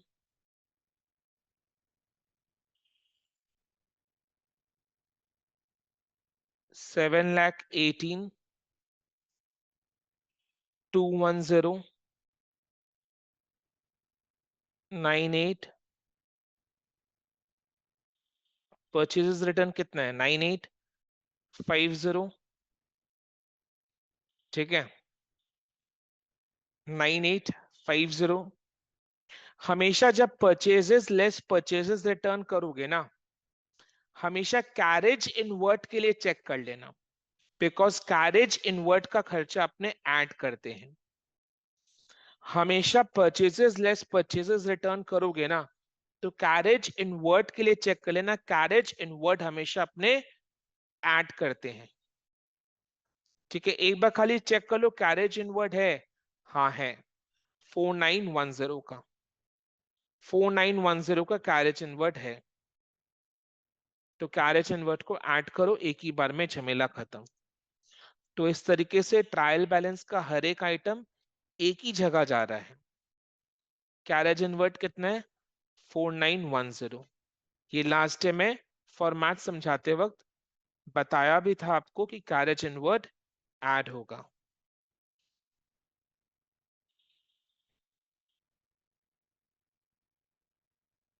कितना आ रहा है? 7,13,270।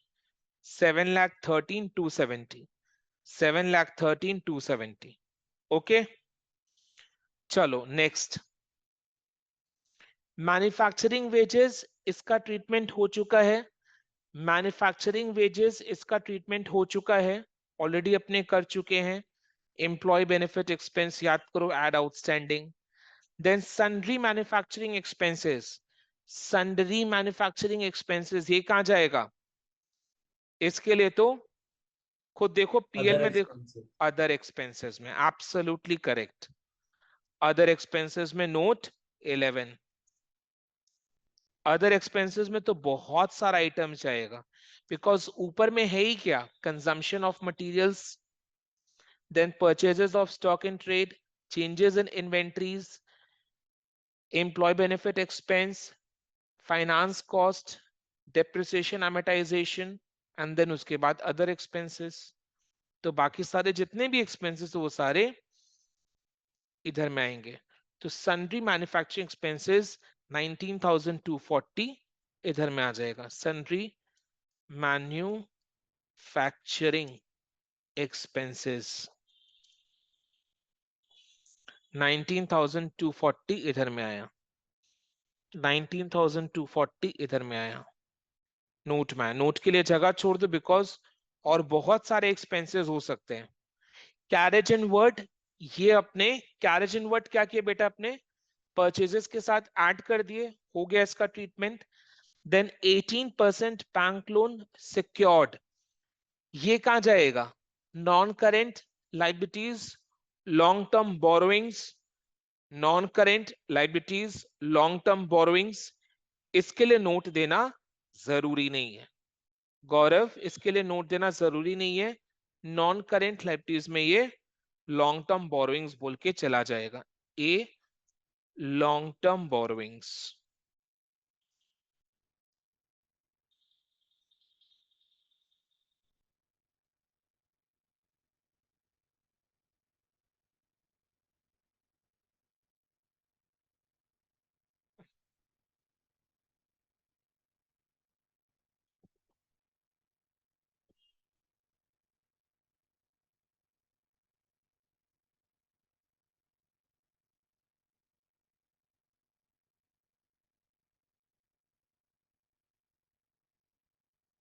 कितना, 50,000।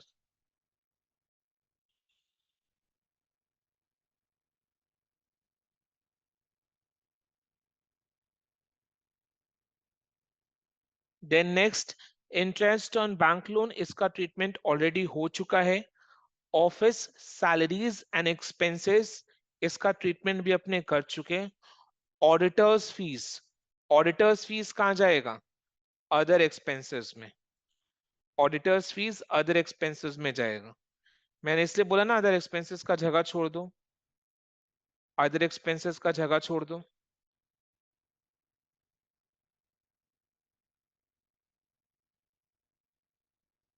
ऑडिट फीस, ऑडिट फीस कितना, 8,600, 8,600 क्लियर। चलो नेक्स्ट, डायरेक्टर्स रेम्युनरेशन 32,250, रेम्युनरेशन कहां जाएगा, एम्प्लॉय बेनिफिट एक्सपेंसेस में। एम्प्लॉय बेनिफिट एक्सपेंसेस याद है, जगह छोड़ने बोला था, क्या पता कोई आइटम ऐसा मिल जाए। एम्प्लॉय बेनिफिट एक्सपेंसेस में डायरेक्टर्स रेम्युनरेशन भी आ जाएगा, यानी ऊपर से लेकर नीचे तक जितने भी कर्मचारी लोग हैं, ऊपर से लेकर नीचे तक जितने भी सारे कर्मचारी लोग हैं, वो सारे कर्मचारी का खर्चा पानी एक ही जगह जाता है, that is employee benefit expenses में, डायरेक्टर्स रेम्युनरेशन।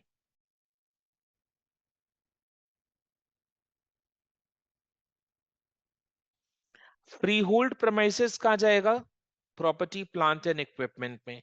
याद है अपने प्रॉपर्टी प्लांट एंड इक्विपमेंट में भी जगह छोड़े थे, प्रॉपर्टी प्लांट एंड इक्विपमेंट में फ्री होल्ड प्रमाइसेस।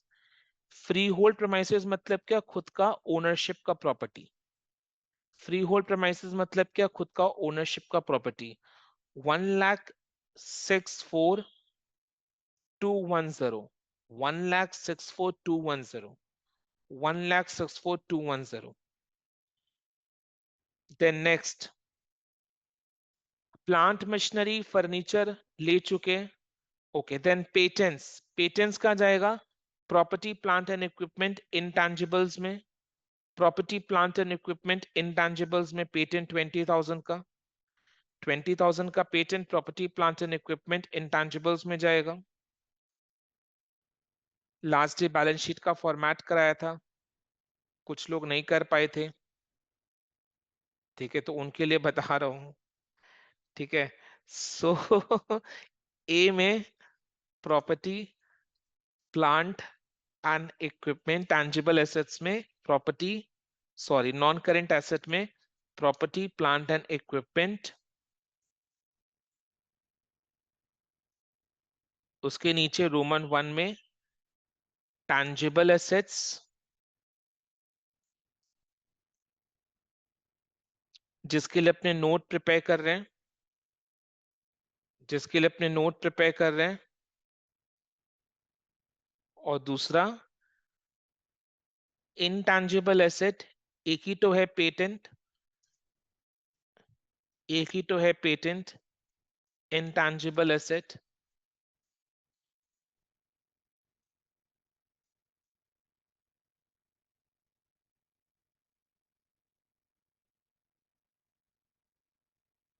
पेटेंट जिसके लिए नोट्स नहीं प्रिपेयर कर रहे, पेटेंट कितने अमाउंट का है?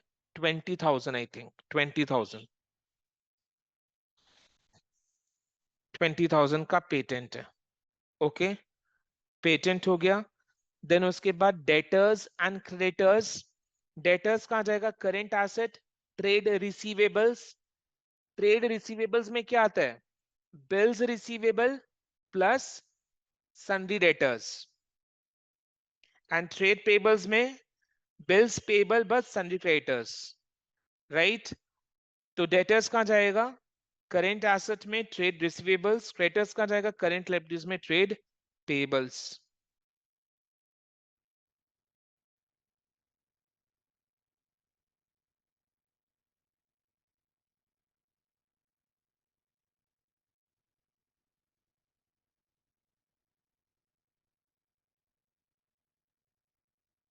बिल्स रिसीवेबल नहीं है बोलकर ट्रेड रिसीवेबल्स डायरेक्टली डेटर्स का अमाउंट अपने लिख रहे हैं 1,05,400। करेंट लायबिलिटीज में बी में ट्रेड पेबल्स, क्रेडिटर्स, क्रेडिटर्स कितना है? 62,200, 62,220, सॉरी बाप रे, बैलेंस शीट टैली नहीं करता नहीं तो।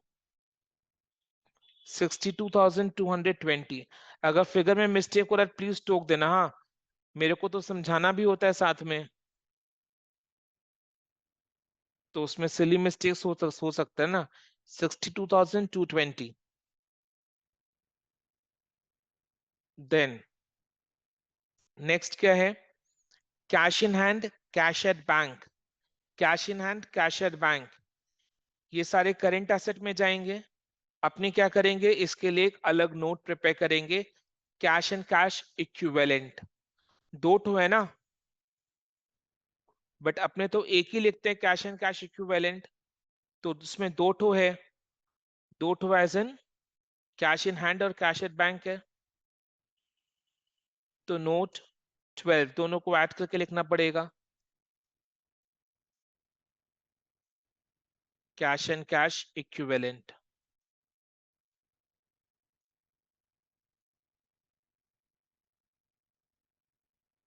Cash in hand, cash at bank. Cash in hand कितना है? 19,530। 19,530। कैश एट बैंक कितना है? 8,9,360। 8,9,360, 8,9,360, 19,530।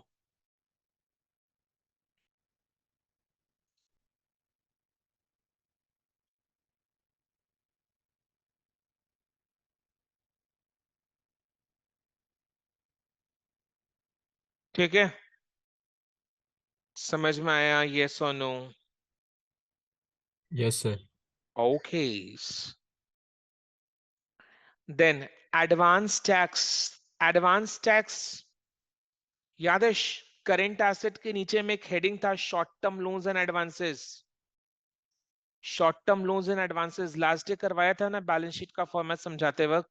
Short term loans and advances जिसमें प्रीपेड एक्सपेंसेस, एडवांस टैक्स लगते हैं। तो अपने करेंट एसेट्स में short term loans and advances लिखेंगे।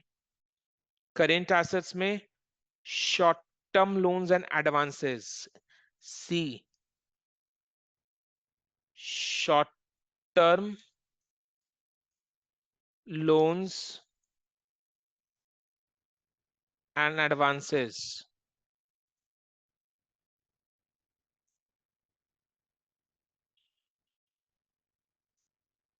एडवांस टैक्स कितना? 84290, 84290, 84290, ठीक है। तो नेक्स्ट क्या दिया हुआ है?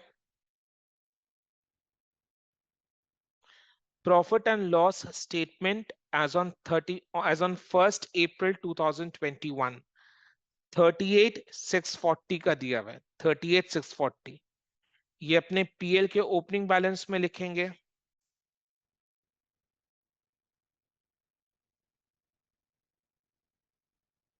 याद है सरप्लस के लिए नोट बना रहे हैं जिसमें पीएल का ओपनिंग बैलेंस के लिए जगह छोड़ा था,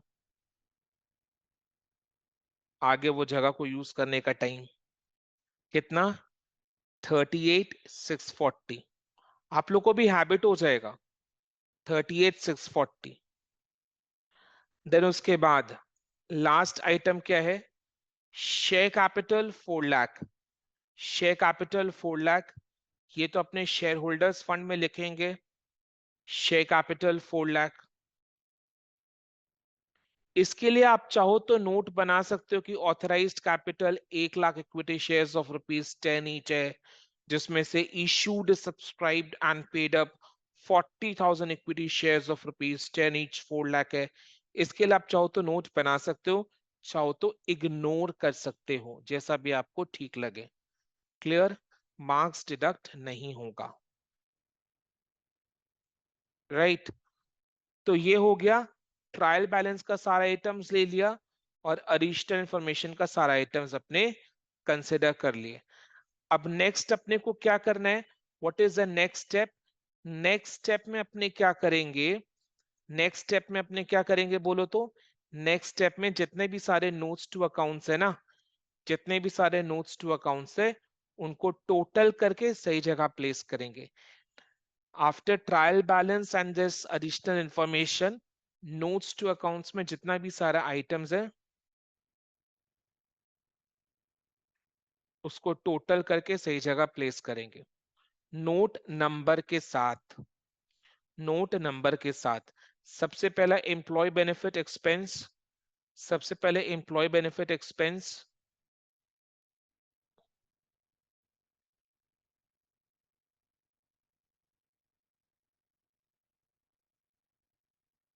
1,62,950, 1,62,950, note one, note one, 1,62,950, 1,62,950, 1,62,950, note one. Note one डाला, हो गया ना नोट वन? नोट वन लिख दो, नोट के कॉलम में नोट वन लिखना जरूरी है। Note one complete. फिर अदर करेंट लायबिलिटीज को टोटल करो, अदर करेंट लायबिलिटीज का टोटल करो, कितना आ रहा है? 7,590, note two, note two, other current liabilities, current liabilities में आ जाओ, सी अदर करेंट लाइबिलिटीज। मैंने बोला ना बैलेंस शीट का जो अंदर का सीक्वेंस है ना, बैलेंस शीट का जो अंदर का मार्शलिंग है, हेडिंग्स के अंदर का जो मार्शलिंग है, वो ना तो आपको याद रखना है, ना आपको फॉलो करने का जरूरत है। ना तो आपको याद रखना है, ना तो आपको फॉलो करने का जरूरत है। 7,590 नोट टू है।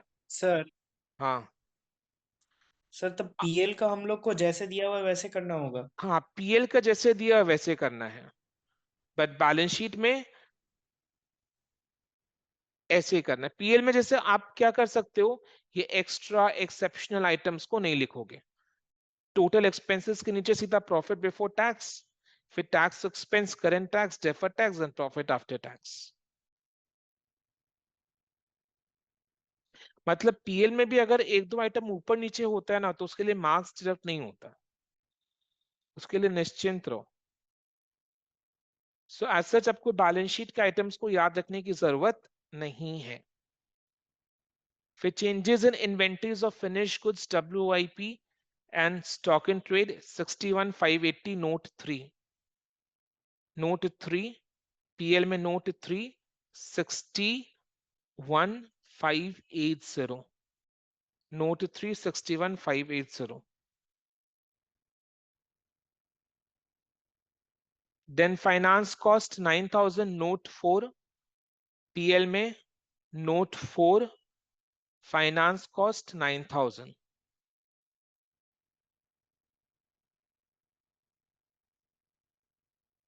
नोट 5 में प्रॉपर्टी प्लांट एंड इक्विपमेंट का टैंजिबल्स का टोटल करो कितना आ रहा है 2,77,850 2,77,850 प्रॉपर्टी प्लांट एंड इक्विपमेंट के टैंजिबल एसेट्स में 2,77,850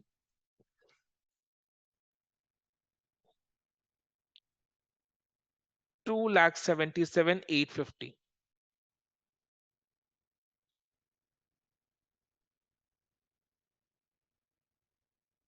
नोट का रेफरेंस देते रहना फाइनेंस कॉस्ट में नोट 4 दिया यस टैंजिबल एसेट्स में नोट 5 ना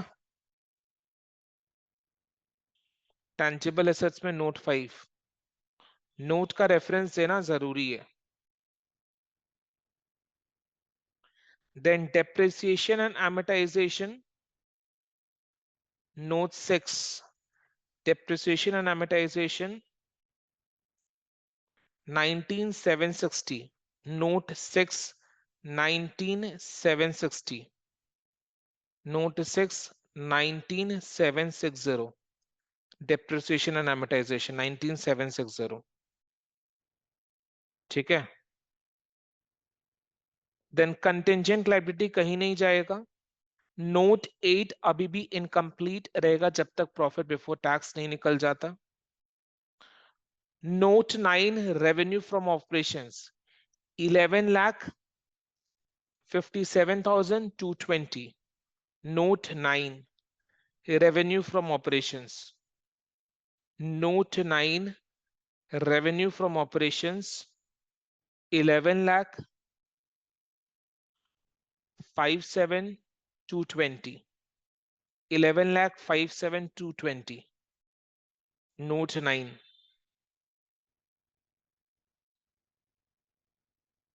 देन आई थिंक उसके बाद परचेजेस का नोट होगा नोट 10 परचेजेस 713,270 713,270 परचेजेस में 713,270 नोट 10 देखो रियल लाइफ में देखो नोट का सीक्वेंस होता है ऊपर से 1 2 3 4 5 6 7 8 9 10 ऐसे होगा अपने में नोट का सीक्वेंस नहीं है तो नोट का सीक्वेंस फॉलो करने का कोई रिक्वायरमेंट नहीं है ठीक है एग्जाम में करेक्ट माना जाएगा नोट 10 713,270 बट नोट का रेफरेंस देना जरूरी है 713,270 हो गया परचेजेस हो गया देन अदर एक्सपेंसेस का टोटल करो कितना आ रहा है 27,840 note 11 27,840 note 11 27,840 note 11 27,840 note 11 other expenses 27,840 note 11 then उसके बाद cash and cash equivalent current assets में 1,08,890 1,08,890 करंट एसेट्स में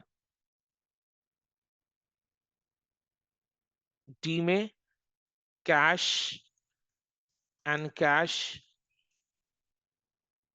इक्विवेलेंस कितना आ रहा है 1,08,890 1,08,890 ये आ रहा है हाँ ये आ रहा है तो नोट्स टू अकाउंट्स सारा कंप्लीट सिर्फ सरप्लस वाला नोट 8 बचा हुआ है ठीक है, अब अपने क्या करेंगे, सारा नोट्स टू अकाउंट्स कंप्लीट करने के बाद, उसका रेफरेंस देने के बाद, नेक्स्ट अपने क्या करेंगे, statement of profit and loss को,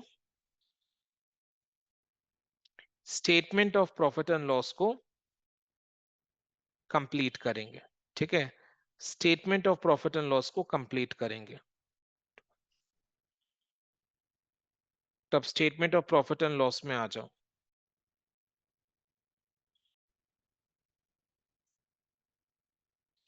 देखो अदर इनकम नहीं है तो उसको नील लिखो, अदर इनकम नहीं है तो उसको नील लिखो। Total revenue 11,57,220। Cost of materials consumed नहीं है तो नील लिख दो। टोटल एक्सपेंसेस का टोटल करो, कितना आ रहा है,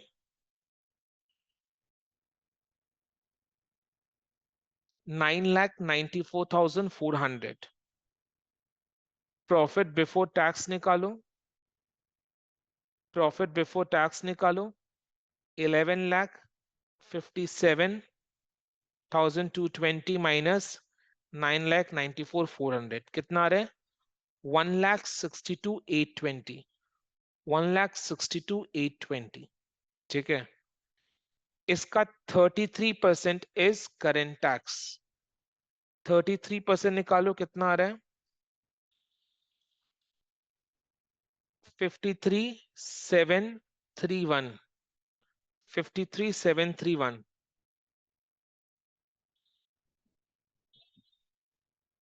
53,731।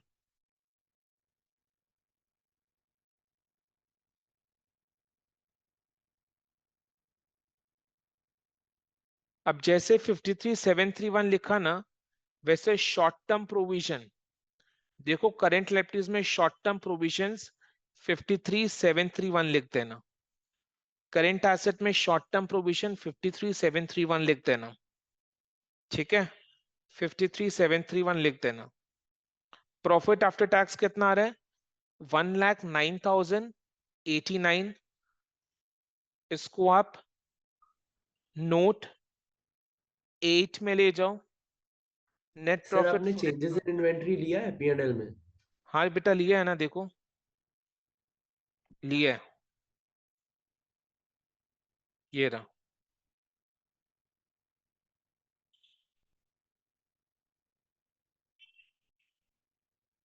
1,09,089 is profit after tax। Note 8 में आ जाओ, net profit for the year 1,09,089, 1,09,089। इसका 5%, 1,09,089 का 5% कितना रहे, 5454, 5454 अपने निकाल कर जनरल रिजर्व में ऐड करेंगे, 5454, 5454, यस और नो। ठीक है, पीएल में से माइनस किया और 5454 नोट 8 में जनरल रिजर्व में ऐड किया। जनरल रिजर्व का ओपनिंग बैलेंस मिला क्या, नहीं ना, तो उसको नील लिखेंगे, नहीं मिला तो नील लिखेंगे। तो टोटल करो, 5454 जनरल रिजर्व है और पीएल का टोटल कितना आ रहा है, टोटल निकालो। पीएल का टोटल आ रहा है 1,42,275, 1,42,275। सरप्लस का टोटल निकालो, सरप्लस का टोटल, सरप्लस का टोटल इज 1,47,729, 1,47,729, 1,47,729। इसको अपने क्या करेंगे, नोट 8 का रेफरेंस देकर शेयर कैपिटल के नीचे लिखेंगे, नोट 8 का रेफरेंस देकर शेयर कैपिटल के नीचे लिखेंगे। सरप्लस कितना आ रहा है, 1,47,729 729। ठीक है, अब तो सारा नोट कंप्लीट, अब सारा नोट कंप्लीट। अब बैलेंस शीट का टोटल करो, सारा note complete. Statement of profit and loss complete. सबसे पहले नोट को कंप्लीट किए, टोटल किए, उसके बाद statement of profit and loss में प्रॉफिट आफ्टर टैक्स निकाले, फिर सरप्लस का नोट कंप्लीट किए, सरप्लस को अपने बैलेंस शीट में ले गए। अब बैलेंस शीट का टोटल कर रहे हैं। बैलेंस शीट का लायबिलिटी साइड का टोटल कितना आ रहा है? 7,21,270। असेट साइड का टोटल करो,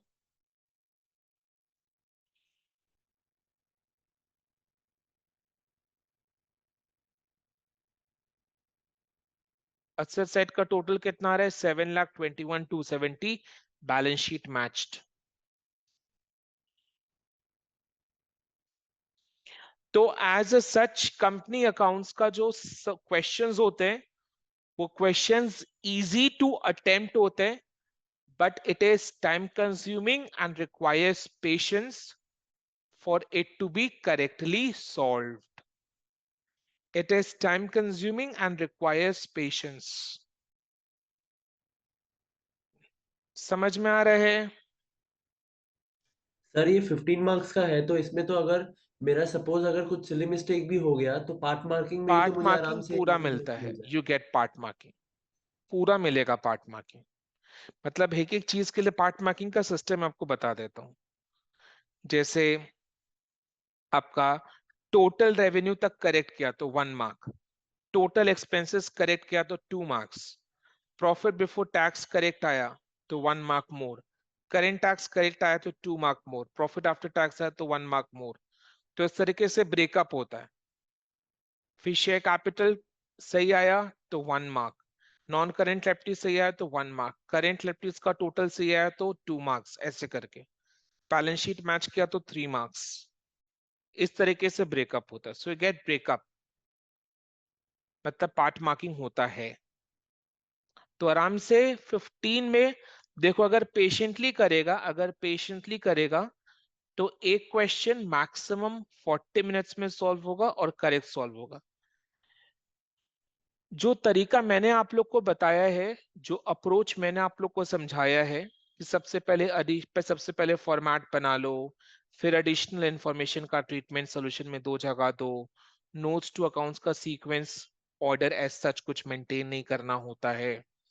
ठीक है, फिर ट्रायल बैलेंस का आइटम्स का इफेक्ट सॉल्यूशन में एक जगह दो, फिर नोट्स टू अकाउंट्स का टोटल करो, फिर statement of profit and loss को कंप्लीट करो, सरप्लस का नोट कंप्लीट करो, उसको बैलेंस शीट में ले जाओ, देन बैलेंस शीट का टोटल करो।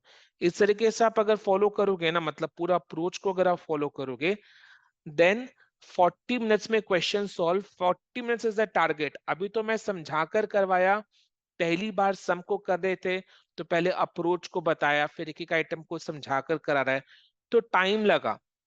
बट ये अगर खुद से करते हैं, खुद से प्रैक्टिस किया हुआ क्वेश्चन है, वही एग्जाम में आता है तो उसको सॉल्व करने में 40 मिनट्स का टाइम लगता है। पेशेंटली अगर करेंगे 40 मिनट्स का टाइम लगेगा, 15/15 स्कोर कर सकते हैं।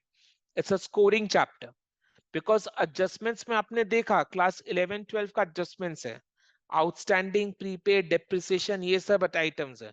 ज्यादा कुछ नहीं है एडजस्टमेंट्स में, ज्यादा कुछ नहीं। एडजस्टमेंट्स मतलब सम हल्का आएगा, सम इजी आएगा, और मैक्सिमम 4 से 5 एडजस्टमेंट्स आएंगे, that is it, not more than that, not more than 5 adjustments in a 15 mark question. तो फिर 40 मिनट्स का टाइम में आराम से सॉल्व होगा। और बाई चांस बीच में अटक जाते हैं, then leave the question for the time being and move on. बीच में अगर अटक जाते हैं तो उसको उस वक्त उधर में छोड़ दो, move on with another questions. समझ में आया? Right? Yes, ma'am. So we are meeting back again with another more important question on company final accounts in the second session at 7 o'clock. ठीक है, वो क्वेश्चन जल्दी सॉल्व हो जाएगा। अभी के लिए इतना ही। Thank you so much and have a good day ahead. Bye bye. Thank you, sir. Welcome. Try to join. Namandeep, stay back. Try to join. Right. Stay back, Namandeep.